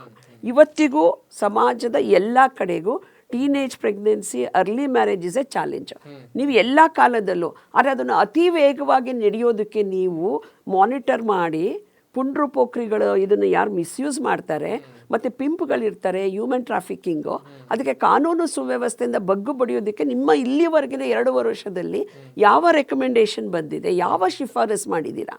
ನಾವು ಇಲ್ಲಿವರೆಗೂ SIT ಬಗ್ಗೆ ಚರ್ಚೆ ಮಾಡಿದ್ವಿ. ಹೌದಪ್ಪ, ನಿಮಗೆ SITಗೆ ಮಾಡಬೇಕು ಅನ್ನೋ ಶಿಫಾರಸ್ ಮಾಡೋದಕ್ಕೆ ಗೊತ್ತಾಗುವಂಥವರಿಗೆ ಈ ಸಾಮೂಹಿಕವಾಗಿ ನಡೀತಿದೆಯಲ್ಲ, ಇಂಡಿವಿಜುವಲಿ ಒಂದು ಕೇಸನ್ನು ನಾವು ಹೇಗೆ ಅಡ್ರೆಸ್ ಮಾಡ್ತೀವಿ, ಸಾಮೂಹಿಕವಾಗಿ ರಾಜ್ಯದಲ್ಲಿ ಇಷ್ಟು 10 ಉರಿತಿದೆ ಹೊಡಲಲ್ಲಿ, ಯಾರು ಕೇಳೋರು? ಇದು ಒಂದು. ಇನ್ನೊಂದು, ಚಿತ್ರದುರ್ಗದಲ್ಲಿ ಅಂಬೇಡ್ಕರ್ ವಸತಿ ನಿಲಯದಲ್ಲಿ ಒಂದು ಹುಡುಗಿ ಹೋಗ್ತಾಳೆ, ರಸ್ತೆನಲ್ಲಿ ಮರ್ಡರ್ ಆಗ್ತಾಳೆ, ಏನೋ ಅಫೇರ್ ಇರುತ್ತೆ ಅಂತ ನಮಗೆಲ್ಲ ಸುದ್ದಿ ಬರುತ್ತೆ. ಅವತ್ತು ವಿಧಾನಸಭೆ ನಡೆಯುತ್ತೆ, ಅಲ್ಲಿ MLC ಅವರು ವಾಯ್ಸ್ ರೈಸ್ ಮಾಡ್ತಾರೆ. ಅಲ್ಲಿ ಇದು ಅದಾಯಿತು ಅಂಬೇಡ್ಕರ್ದು. ನೀವು ಕೊಪ್ಪಕ್ಕೆ ಹೋಗಿ, ಜೀವರಾಜ್ ಮಾಜಿ MLA ಅವರು, ಅಲ್ಲಿ ಏನು ರೆಸಿಡೆನ್ಷಿಯಲ್ ಸ್ಕೂಲ್ ಏನಿದೆ ಸರ್ಕಾರದ್ದು, ನವೋದಯ ವಿದ್ಯಾಶಾಲೆಗಳು ಏನಿದೆ, ಅಲ್ಲಿ ಹೆಣ್ಮಕ್ಳು ಕಳೆದ ವರ್ಷ ಈ ವರ್ಷ ಆ್ಯಸ್ ಇಟ್ ಈಸ್ ಅದೇ ಗೋಡೆಗೆ ನೇಣು ಹಾಕ್ಕೊಂಡು ಸಾಯ್ತಾರೆ. ನೀವು ಯಾದಗಿರಿಯ ಅಂಬೇಡ್ಕರ್ ಶಾಲೆಗೆ ಹಾಸ್ಟೆಲಿಗೆ ಹೋದರೆ ನೀವು, ಅಲ್ಲಿ ಒಂದು ಹೆಣ್ಮಗುಗೆ ಅಲ್ಲೇ ಒಂದು ಡೆಲಿವರಿ ಆಗುತ್ತೆ, 9th ಕ್ಲಾಸ್ ಹುಡುಗಿಗೆ ಹಾಸ್ಟೆಲಲ್ಲೇ. ಈ ಥರದನ್ನು ಮಾನಿಟರ್ ಮಾಡೋದು ಯಾರು? ನಾನು ಹೋಗೋಕ್ಕಾಗಲ್ಲ officially. I am A political representative ನಾವು. ನೀವು ಯಾರು ಹೋಗ್ಬೇಕು ಅದಕ್ಕೆ? ಮಹಿಳಾ ಮತ್ತು ಮಕ್ಕಳ ಅಭಿವೃದ್ಧಿ ಇಲಾಖೆ ಹೋಗಬೇಕು, ಸಮಾಜ ಕಲ್ಯಾಣ ಇಲಾಖೆ ಹೋಗಬೇಕು, ಮಹಿಳಾ ಆಯೋಗ ಹೋಗಬೇಕು. ಅದನ್ನು ನೀವು ಮಾನಿಟರ್ ಮಾಡಿ. ಘಟನೆ ನಡೆದಾಗ ಹೋಗೋದು ಬೇರೆ.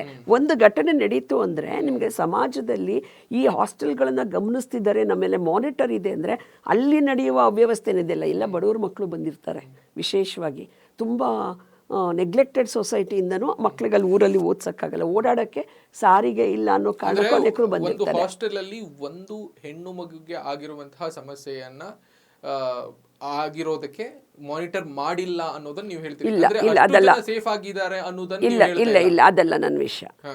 ಇದು ವಿಷಯ ಏನಾಗಿದೆ, ನಿಮಗೆ ಇದು ಎಕ್ಸ್ಟ್ರೀಮ್ ಆಗಿ ಅವಳು ಮರ್ಡರ್ ಆದ್ಲು, ಅದಕ್ಕೆ ಹೊರಗೆ ಬಂತು. ಇನ್ನೊಬ್ಳು ವಿಷಯ ಬಂದ ಇಲ್ಲ ಮೇಲೆ ಇಲ್ಲ ಗೊತ್ತಾಗ್ಬೇಕಲ್ಲ. ಇಲ್ಲ ಇಲ್ಲ ಕೇಳಿ, ವಿಷಯ ಯು ಆರ್ ರೈಟ್, ಬಂದಾಗಲೇ ಗೊತ್ತಾಗತ್ತಲ್ವ. ಒಂದು ಮಗುಗೆ ಅವಳು 9th ಸ್ಟ್ಯಾಂಡರ್ಡ್ ಇರೋಳು ಜನ್ಮ ಕೊಡ್ತಾಳೆ, ಆಯಿತಾ. ಇದೆಲ್ಲ ಗೊತ್ತಾಗೋದೇ ಒಂದು ಘಟನೆ ನಡೆದಾಗ. ವಾಪಸ್ ನೀವು ಹೋಗಿ ನೀವು ಅದರದ್ದು ಏನು ಅಂತ ಒಂದು ಪರಿಶೀಲನೆ ಸಭೆ ಮಾಡಿ ಮುಂದೆ ಈ ರೀತಿ ನಡೀಬಾರ್ದು ಅಂತ ನಿಮಗೆ ಗೊತ್ತಿರಲಿ. ಅನೇಕ 20-25 ಜನ ಹೆಣ್ಣುಮಕ್ಕಳು ಘಟನೆ ನಡೆದಾಗ ನಮ್ಮ ಸಮಾಜದಲ್ಲಿ ಒಂದು ಸಲ ಹಾಸ್ಟೆಲಲ್ಲಿ ಆ ಥರ ಆಯಿತು ಅಂಥೇಳಿ ಅರೈಸ್ ಆಗಿರೋ ಹೆಣ್ಮಗಳು ಅವರ ಪೇರೆಂಟ್ಸು ಯಾವುದೇ ಕಾರಣಕ್ಕೂ ಹೇಳೋಲ್ಲ. ಯಾಕೆಂದರೆ ಹೆಣ್ಮಗುವಿನ ಭವಿಷ್ಯ. ಅವ್ರು ಯಾವುದೋ ಸಣ್ಣ ಗ್ರಾಮದಲ್ಲಿರ್ತಾರೆ. ಮರ್ಯಾದೆ ಅನ್ನುವಂಥ ವಿಷಯದಲ್ಲಿ ಭಾಳ ಸಲ ಅವರು ಸುಮಾರು 19 ಕೋಟಿಯಷ್ಟು ಅನುದಾನವನ್ನ ಕೇಳಿದ್ದಾರೆ ಸರ್ಕಾರದಿಂದ ರಾಜ್ಯದಲ್ಲಿ ಇರುವಂತಹ ಎಲ್ಲಾ ಜಿಲ್ಲೆಗಳಲ್ಲಿ ಈ ತರದ ಅರಿವನ್ನು ಮೂಡಿಸುವಂತಹ ಕಾರ್ಯಕ್ರಮಕ್ಕೋಸ್ಕರ ಅಂತ. ಓಕೆ, ಒಂದು ವೇಳೆ ಬಿಜೆಪಿ ಸರ್ಕಾರ ಇದ್ದು ನಾಗಲಕ್ಷ್ಮಿ ಚೌಧರಿ ಅವರು ಬಿಜೆಪಿ ಅವರಾಗಿದ್ದು ಮಹಿಳಾ ಆಯೋಗದ ಅಧ್ಯಕ್ಷರಾಗಿದ್ದಿದ್ರೆ ಪ್ರಜ್ವಲ್ ರೇವಣ್ಣ ಅವರ ವಿರುದ್ಧವಾಗಿ SIT ರಚನೆಗೆ ಒತ್ತಾಯ ಮಾಡಿರೋದು, ಧರ್ಮಸ್ಥಳ ಕೇಸ್ ವಿರುದ್ಧವಾಗಿ SIT ರಚನೆ ಮಾಡಿರೋದು, ಅಥವಾ ಉಳಿದ ಎಲ್ಲ ಕಾರ್ಯಚಟುವಟಿಕೆಗಳ ಬಗ್ಗೆ ಮಂಜುಳಾ ಸಿ ಅವರು ಒಪ್ತಾ ಇದ್ರಾ? ನೋ ಸರ್, ನನಗೆ ಏನನ್ಸುತ್ತೆ ಗೊತ್ತಾ, ಐ ಪ್ರೊಫೈಲ್ ಕೇಸಲ್ಲೇ ಐ ಪ್ರೊಫೈಲ್ ಜನ ಇನ್ವಾಲ್ವ್ ಆಗಿದ್ದಾರೆ. ಇದು ನಾಟ್ ಓನ್ಲಿ ಮಹಿಳಾ ಆಯೋಗಕ್ಕೆ ಸೀಮಿತವಾಗಿ ಏನೋ ಬಹಳ ನಡೆದು ಬಿಡ್ತು ಅನ್ನೋದೇನಿಲ್ಲ. ಇಟ್ ಈಸ್ ಟೋಟಲಿ ಅದು ನಡೆದಿದೆ. ದೊಡ್ಡ ಐ ಪ್ರೊಫೈಲ್ ವಿಷಯ, ಅದು ಕೋರ್ಟಿಗೆ ಹೋಗಿದೆ, ಈಗ ಬಗೆಹರಿದಿದೆ. ನಾನು ಯಾಕೆ ತೌಡ್ಕುಟ್ಲಿ ಸರ್? ಐ ಪ್ರೊಫೈಲ್ ಕೇಸನ್ನು ಐ ಪ್ರೊಫೈಲ್ ಜನ ಮಾಡಿರ್ತಾರೆ, ನೋಡ್ತಾರೆ. ನನಗೆ ಸಾಮಾನ್ಯ ಮಹಿಳೆಗೆ ಧ್ವನಿ ಎತ್ತಕ್ಕೆ ಯಾರು ಇಲ್ಲ ಅನ್ನೋ ಕಾರಣಕ್ಕಾಗಿ ನಾವು ಧ್ವನಿ ಎತ್ತುತ್ತಿದ್ದೀವಿ. ನಾವೇ ಕಟ್ಟಿ ಬೆಳೆಸಿದಂಥ ಮಹಿಳಾ ಆಯೋಗ, ಪ್ರತಿಯೊಬ್ಬರೂ ಅದಕ್ಕೆ ಅವ್ರದ್ದೇ ಆಗಿರೋ ಕಾಂಟ್ರಿಬ್ಯೂಟ್ ಕೊಡ್ತಾ ಹೋಗ್ತಾರೆ. ನೀವು ಇಷ್ಟೆಲ್ಲ ಶಾರ್ಪ್ ಆಗಿರೋರು, ಇಷ್ಟೆಲ್ಲ ರೀಲ್ಸು, ಇಷ್ಟೆಲ್ಲ ಇನ್ಸ್ಟಾಗ್ರಾಮು ಎಲ್ಲವನ್ನೂ ಉಪಯೋಗಿಸ್ಕೊಂಡು ಇಷ್ಟೊಂದು ಬಳಕೆ ಮಾಡ್ಕೋತಿರೋರು ಇದಕ್ಕೂ ವೇಗವಾಗಿ ಚಾಲನೆ ಕೊಡಿ ಅಂತ ಒತ್ತಾಯ ಮಾಡ್ತೀವಿ. ವಿರೋಧ ಪಕ್ಷದವರು ಟೀಕೆ ಮಾಡಿದ್ರೆ ನೋಡಿ, ನಾವೆಲ್ಲ ಅಡ್ವೊಕೇಟ್ಸು, ಬಾರ್ ಅಂಡ್ ಬೆಂಚ್ ಅಂತ ಕರಿತೀವಿ. ಜಡ್ಜಸ್ಸು ಮತ್ತು ಲಾಯರ್ಸು ಒಟ್ಟಿಗೆ ಹೋಗಬೇಕು, ಕೋಆರ್ಡಿನೇಷನಲ್ಲಿ ಕೆಲಸ ಆಗಬೇಕು ಅಂತ. ಹಾಗೆ ವಿರೋಧ ಪಕ್ಷ ಮತ್ತು ಸರ್ಕಾರ ಒಟ್ಟಿಗೆ ಸಾಮಾಜಿಕ ವಿಷಯಗಳಲ್ಲಿ ನಿರ್ದಾಕ್ಷಿಣ್ಯವಾಗಿ ಒಂದೇ ಧ್ವನಿನಲ್ಲಿ ಹೋಗಬೇಕು. ವಿರೋಧ ಪಕ್ಷದವರು ವಿರೋಧ ಮಾಡಿದ್ದನ್ನು ನೀವು ಒಂದು ಸಲಹೆ ಅಂತ ತಗೊಂಡು ಹೋಗಿ ಮುಂದಕ್ಕೆ ಏನು ಪ್ರಪಂಚ ಮುಳುಗತ್ತೆ. ವಿರೋಧ ಸಮರ್ಥವಾಗಿ ಇದೆ ಅಂತ ಅನಿಸ್ತಾ ಇದೆಯಾ? ನಿಮ್ಮ ಹೈಕಮಾಂಡ್ ನಿಮ್ಮ ನಾಯಕರನ್ನ ಬಾಯಿ ಮುಚ್ಚಿಸಿದೆ, ನಿಮ್ಮ ಕಲಾಪಗಳಲ್ಲಿನ ಚರ್ಚೆಗಳು ಮತ್ತು ವಿರೋಧಗಳನ್ನ ಅದರ ಬಗ್ಗೆ ಅಸಮಾಧಾನವನ್ನು ಹೊರಹಾಕಿದೆ ಹೈಕಮಾಂಡ್? ಯಾವತ್ತು ಹಾಕಿದೆ ನಿಮ್ಗೆ ಗೊತ್ತಿದೆಯಲ್ಲ. ಏನು ಹಾಕಲಿಲ್ಲ. ಮಹಿಳಾ ಮೋರ್ಚಾದ ಅಧ್ಯಕ್ಷರಾಗಿ ನಿಮ್ಗೆ ಗೊತ್ತಿದೆ? ಇಲ್ಲ, ಖಂಡಿತ ಆ ಥರ ಹೇಳಿಲ್ಲ. ಇಲ್ಲ, ನಮಗೆ ನಮ್ಮ ರಾಷ್ಟ್ರದಿಂದ ನಾವೆಲ್ಲ ಮೀಡಿಯಾ ಸ್ಪೋಕ್ಸ್ ಪರ್ಸನ್ ಆಗಿದ್ವಿ.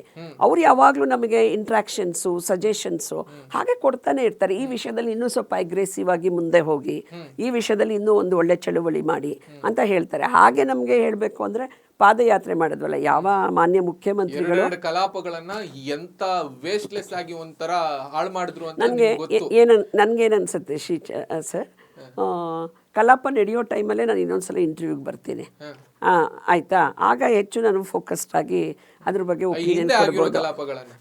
ಅದಕ್ಕೆ ಆ ಟೈಮಲ್ಲೇ ನಮ್ಮದೆಲ್ಲ ಚರ್ಚೆಗಳು ತಾವು ಮಾಡ್ತಿರ್ತೀರಲ್ಲ, ಅವಾಗ ಬರ್ತೀನಿ. ಇಲ್ಲಿ ನನ್ನ ಫೋಕಸ್ ಇರೋದು ಅಂದರೆ ಮಹಿಳೆಯರನ್ನು ಇವತ್ತು ಆರ್ಥಿಕವಾಗಿ ಕೇಂದ್ರ ಸರ್ಕಾರ ಏನು ಎಂಪವರ್ ಮಾಡ್ತಾ ಇದೆ, ಅದಕ್ಕೆ ನನ್ನ ಒಲವು ಜಾಸ್ತಿ ಇದೆ. ಇದಕ್ಕೆ ಯಾವ್ದಾದ್ರು ಇರಲಿ, ಇಲ್ಲ ಇಲ್ಲ ಸರ್, ಇಲ್ಲ ನೀವು ನಾನು ಇನ್ನೂ ಒಂದು ಹೇಳ್ತೀನಿ. ನೀವು ನನಗೆ ಅನ್ಸುತ್ತೆ ನಿಮ್ಮ ಟಿ ವಿ ಏನಾದರೂ ಬಂದರೆ ಇಂಟರ್ವ್ಯೂಗೆ ನಾನು ಕೆಲವು ಕಡೆ ಕರ್ಕೊಂಡು ಹೋಗ್ತೀನಿ. ಹೇಗೆ ಸಾಮಾನ್ಯ ಮಹಿಳೆ, ನಾನು ವಿಜಯನಗರ, ಹಿಂದೆ ಹಂಪಿ ಅಂತ ಕರಿತಿದ್ವಲ್ಲ, ಆ ವಿಜಯನಗರದಲ್ಲಿ ಲಲಿತಾ ಉಗಾರ್ ಅಂತ ಮಹಿಳೆ, ಅವಳು ಬೀದಿ ಬದಿ ವ್ಯಾಪಾರಿ. ಅವಳಿಗೆ ನನ್ನ ಸಭೆ ಒಳಗೆ ಮಾತಾಡಲಿಕ್ಕೆ ಕೊಟ್ಟೆ ಮೈಕಿಗೆ. ನೋಡ್ರಿ, ನಾವು ಬುದ್ಧಿವಂತರಲ್ಲ, ಬುದ್ಧಿವಂತರು ನೀವು, ಬನ್ನಿ ಮಾತಾಡಿ. ಅವಳು ಹೇಳಿದ್ಲು, ಅಕ್ಕ ನಾನು ಬೀದಿ ಬದಿ ವ್ಯಾಪಾರಿ, ಅದೆಷ್ಟು ಸಂಘಗಳಿಗೆ ಅಧ್ಯಕ್ಷೆ, ಒಕ್ಕೂಟಕ್ಕೆ ನಾವು 13 ಕೋಟಿ ಟ್ರಾನ್ಸಾಕ್ಷನ್ ಮಾಡ್ತೀವಿ ಅಂತ. ಈ ರೀತಿ ಇವತ್ತು ಹೆಣ್ಮಕ್ಳು ಎಂಪವರ್ ಆಗ್ತಾ ಇದ್ದಾರೆ. ಶಕ್ತಿ ಯೋಜನೆಯನ್ನ, ಗೃಹಲಕ್ಷ್ಮಿ ಯೋಜನೆಯನ್ನ ಫಲಾನುಭವಿಗಳು ಸರ್ಕಾರದ ಯೋಜನೆಗಳಿಗೆ ವಂದಿಸಿಲ್ವಾ? ಸರ್ಕಾರದ ಯೋಜನೆಗಳಿಂದ ನಾವು ಒಂದಿಷ್ಟು ಬೆಳವಣಿಗೆ ಆಗಿದ್ದೇವೆ, ಆರ್ಥಿಕ ಸ್ಥಿತಿಗೂ ಕೂಡ ಒಳ್ಳೆ ಆಗಿದ್ದೀವಿ, ನಾವು ಅದನ್ನು ವಿರೋಧ ಮಾಡಲೇ ಇಲ್ಲ. ಈಗ ಏನಂದ್ರೆ ಗೊತ್ತಾ, ಉಪಮುಖ್ಯಮಂತ್ರಿಗಳು ಅಥವಾ ಮುಖ್ಯಮಂತ್ರಿಗಳೆಲ್ಲ ಎಮ್ ಎಲ್ ಎಗಳವರು ಫಂಡ್ ಕೊಡಿ ಅಂತ ಕೇಳಿದ್ರು. ಅವ್ರ ಎಮ್ ಎಲ್ ಎಗಳೇ ಜನ ನಮಗೆ ಚೆನ್ನಾಗಿ ಚೀಮಾರಿ ಹಾಕಿ ಮಂಗಳಾರತಿ ಮಾಡ್ತಿದ್ದಾರೆ, ಹಣ ಇಲ್ಲ ಅಂತ ಕೇಳಿದಾಗ ಫ್ರೀ ಬೀಸ್ ಕೊಡ್ತಾ ಇದ್ದೀವಲ್ಲ ಅಂದರು. ಬಸವರಾಜ ರಾಯರೆಡ್ಡಿ ಅವರು ಒಂದು ವೇದಿಕೆಯಲ್ಲಿ ನಿಜವಾಗ್ಲೂ ಒಬ್ಬರು ಶಾಸಕರಾಗಿ ಮಾತಾಡಿದ್ರೆ ನಿಮಗೆ ಅದನ್ನು ಹೌದು ಅನಾಲಿಸಿಸ್ ಮಾಡಬೇಕು ಅಂತ ಯಾಕೆ ಅನ್ಸಲ್ಲ? ಯಾಕೆ ಎಲ್ಲವನ್ನು ಒಂಥರ ಕೆಟ್ಟ ಇಗೋನಲ್ಲಿ ತಗೋತೀವಿ ಅಲ್ವಾ? ಯಾಕೆಂದ್ರೆ ತಂದಿಲ್ಲ, ಒಂದು ಪೈಸೆ ತಂದಿಲ್ಲ ಅಂತ ಹೇಳ್ತಾರೆ. ಯಾರು? DK ಶಿ ಅವರು. ಹೌದಾ? ಇದು ಡಬಲ್ ಸ್ಟ್ಯಾಂಡರ್ಡು. ಯಾಕೆಂದರೆ ಅವ್ರದ್ದು ಟನಾಲ್ದು ಇವಾಗ ಎಲ್ಲ ಕುತ್ತಿಗೆಗೆ ಬಂದಿದೆಯಲ್ಲ, ಇದಕ್ಕೆ ವಿರೋಧ ಅಂಥೇಳಿ ಅದಕ್ಕೆ ಅವ್ರು ಮಾತಾಡ್ತಾರೆ, ಇಲ್ಲ ಅಂತಲ್ಲ. ಆದರೆ ನೀವು ಈ ಸಲ ಒಂದು ಸಲ ಯಾರೋ ಹೋಗಿದ್ದೀರಾ ನೀತಿ ಆಯೋಗದ ಮೀಟಿಂಗಿಗೆ, ಕಳೆದ ಸಲ ನೀವು ಕಂಟಿನ್ಯೂಸ್ ಆಗಿ ಹೋಗಲಿಲ್ಲ. ಒಂದು ರಾಹುಲ್ ಗಾಂಧಿಯನ್ನು ತೃಪ್ತಿಪಡಿಸೋಕ್ಕೋಸ್ಕರ ನೀವು ಇಡೀ ದೇಶದಿಂದ ಬರುವ ಮುಖ್ಯಮಂತ್ರಿಗಳ ಸಭೆ ನೀತಿ ಆಯೋಗಕ್ಕೆ ನೀವು ಹೋಗಲಿಲ್ಲ. ಅಂದರೆ ನೀವು ಕರ್ನಾಟಕಕ್ಕೆ ಅನ್ಯಾಯ ಮಾಡ್ದಂಗಲ್ವಾ? ಅದೇನು ಮೋದಿಜಿ ಅವರದ್ದ ನೀತಿ ಆಯೋಗ? ಅದು ದೇಶದ್ದು. ತೆರಿಗೆ ಪಾಲು ಬರಲಿಲ್ಲ ಅಂತ ಮಾಡ್ಲಿ, ಹೋರಾಟ ಮಾಡ್ಲಿ, ಕೊಟ್ಟಿದ್ದಾರಲ್ಲ. ಕರ್ನಾಟಕ ರಾಜ್ಯಕ್ಕೆ ಅನ್ಯಾಯ ಮಾಡಿದಲ್ವಾ? ಹಾಗಾದ್ರೆ ಏನಿಲ್ಲ, ಇವರು ಕೊಟ್ಟಿದ್ದನ್ನೆಲ್ಲ ಎಷ್ಟು ಉಪಯೋಗ ಮಾಡಿದ್ದಾರೆ ಅನ್ನೋದು ಬೇಕಲ್ಲ. ಇವತ್ತು ಬಂದೆ ಪ್ರೆಸೆಂಟೇಷನ್ ಮಾಡ್ತಾರೆ. ನಿರ್ಮಲಾ ಸೀತಾರಾಮನ್ ಆಗ ಬೆಂಗಳೂರಲ್ಲೇ ಇರ್ತಾರೆ. ಹೌದು, ಬಂದೆ. GST ಇವಾಗ ರಾಜ್ಯ ಸರ್ಕಾರ 40 ರೂಪಾಯಿ ಕಡಿಮೆ ಆಗಿತ್ತು ನಂದಿನಿ ತುಪ್ಪಕ್ಕೆ. ನೆನ್ನೆ ರಾತ್ರಿ ನೀವು ಜಾಸ್ತಿ ಮಾಡಿದ್ರಿ. ಅಂದರೆ ನೀವು ಯಾರ ಪರ ಇದ್ದೀರಾ? ನೀವು ಜನರ ಪರ ಇದ್ದೀರಾ?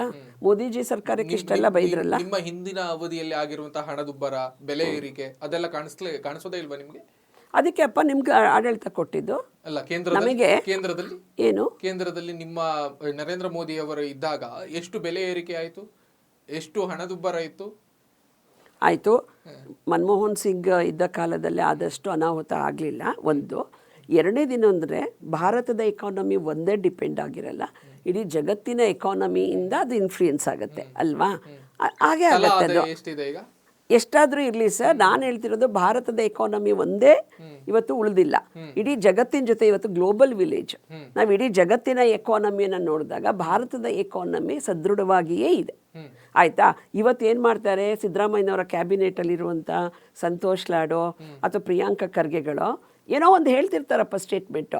ಅವ್ರವ್ರ ಜಿಲ್ಲೆಯಲ್ಲಿ ಇರೋದನ್ನು ಅವ್ರು ಏನು ಮಾಡ್ತಾ ಇದ್ದಾರೆ? ಈಗ ನೇಹಾ ಪ್ರಕರಣದಲ್ಲಿ, ಅಂಜಲಿ ಪ್ರಕರಣದಲ್ಲಿ HK ಪಾಟೀಲ್ರು ಮುಖ್ಯಮಂತ್ರಿಗಳೆಲ್ಲ ಹೋದಾಗ ಫಾಸ್ಟ್ ಟ್ರ್ಯಾಕ್ ಕೋರ್ಟಲ್ಲಿ ಬಗೆಹರಿಸ್ತೀವಿ ಅಂದಿದ್ರಲ್ಲ, ಏನು ಮಾಡ್ತಿದ್ದಾರೆ? ಉದಾಹರಣೆಗೆ ಧಾರವಾಡದ ಪಾರ್ಕ್ ಒಳಗಡೆ ಅನೈತಿಕ ಚಟುವಟಿಕೆಗಳು ನಡೀತಾ ಇದೆ ಅಲ್ಲ? ಅನೈತಿಕ ಚಟುವಟಿಕೆಗಳು ನಡೀತಾ ಇದೆ ಧಾರವಾಡದ ಒಂದು ಪಾರ್ಕಲ್ಲಿ. ಇವರು ಅಲ್ಲಿ ಉಸ್ತುವಾರಿ ಮಂತ್ರಿಗಳು, ಯಾರು ಸಜ್ಜನರು ಆರಾಮಾಗಿ ಓಡಾಡ್ಕೊಂಡಿರುವಂಥದ್ದಿಲ್ಲ. ಅಲ್ಲಿ CCTV ಹಾಕೋದಕ್ಕೆ ಇವ್ರಿಗೆ ಗಮನ ಕೊಡೋಕ್ಕಾಗಲ್ಲ.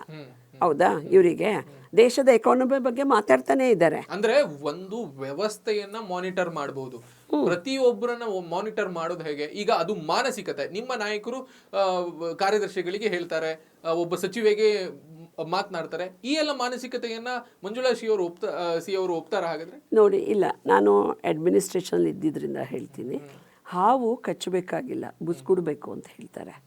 ಅದಾದ್ರೂ ಆಗ್ಬೇಕಲ್ಲ. ಪರಿಶೀಲನಾ ಸಭೆಗಳು ಇಲ್ಲ, ಕೇಳಿ, ನಿಮ್ಮ ಗೃಹ ಮಂತ್ರಿಗಳ ವಿರುದ್ಧ ನೀವು ಬುಸ್ಗುಟ್ಟಿಲ್ಲ ಯಾಕೆ? ಮಹಿಳೆಯರ ಮೇಲೆ ಅಷ್ಟು ಕಾಳಜಿ, ಅಷ್ಟು ಜವಾಬ್ದಾರಿ ಇದೆ ಅನ್ನೋದಾಗಿದ್ರೆ CT ರವಿ ಅವರ ಹೇಳಿಕೆಗೆ ನಾನು ಉತ್ತರ ಕೊಟ್ಟಿದ್ದೀನಿ. ನಾನು ನಿಮ್ಗೆ ಉತ್ತರ ಕೊಟ್ಟಿದ್ದೀನಿ. ನಾನು ನಿಮ್ಗೆ ಉತ್ತರ ಕೊಟ್ಟಿದ್ದೀನಿ. ನಾನು ನಿಮ್ಗೆ ಉತ್ತರ ಕೊಟ್ಟಿದ್ದೀನಿ. ನೀವು ಅದ್ರ ಸುತ್ತಾನೆ ಗಿರ್ಕಿ ಹೊಡಿತಾ ಇದ್ದೀರಾ. ಇಲ್ಲ, ಗಿರ್ಕಿ ಹೊಡಿತಾ ಇದ್ದೀರಾ. ಇಲ್ಲ, ಏನು ಚೇಂಜ್ ಮಾಡ್ತಿಲ್ಲ. ನಾನು ಅವಾಗ್ಲೂ ಹೇಳಿದ್ದೀನಿ. ನೀವು ಬೇಕಾದ್ರೆ ಇದು ಏನು ರೆಕಾರ್ಡ್ ಆಗಿದೆ ಅದನ್ನ ರೀಪ್ಲೇ ಮಾಡಿ. ಇಲ್ಲಪ್ಪ, ನೀವು ಅದ್ರ ಬಗ್ಗೆ ಇಲ್ಲ.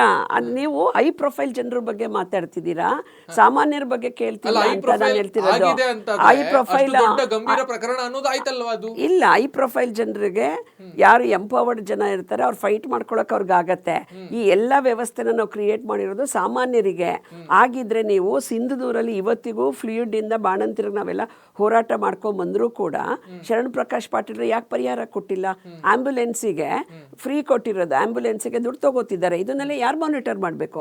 ಮಹಿಳಾ ಮತ್ತು ಮಕ್ಕಳ ಅಭಿವೃದ್ಧಿ ಇಲಾಖೆ ಮಾನಿಟರ್ ಮಾಡಬೇಕು, ವೈದ್ಯಕೀಯ ಸಚಿವ ಮಾನಿಟರ್ ಮಾಡಬೇಕು. ನಾವೆಲ್ಲ ಮಾತಾಡಿದೀವಿ. ಬಹುಶಃ ನಿಮ್ಗೆ ನಾನು ಕೇಳಿಸ್ಲಿಲ್ಲ. ಈ ಸಲ ನಿಮ್ಗೆ ಗಟ್ಟಿ ಅನ್ನಿಸ್ತಾ?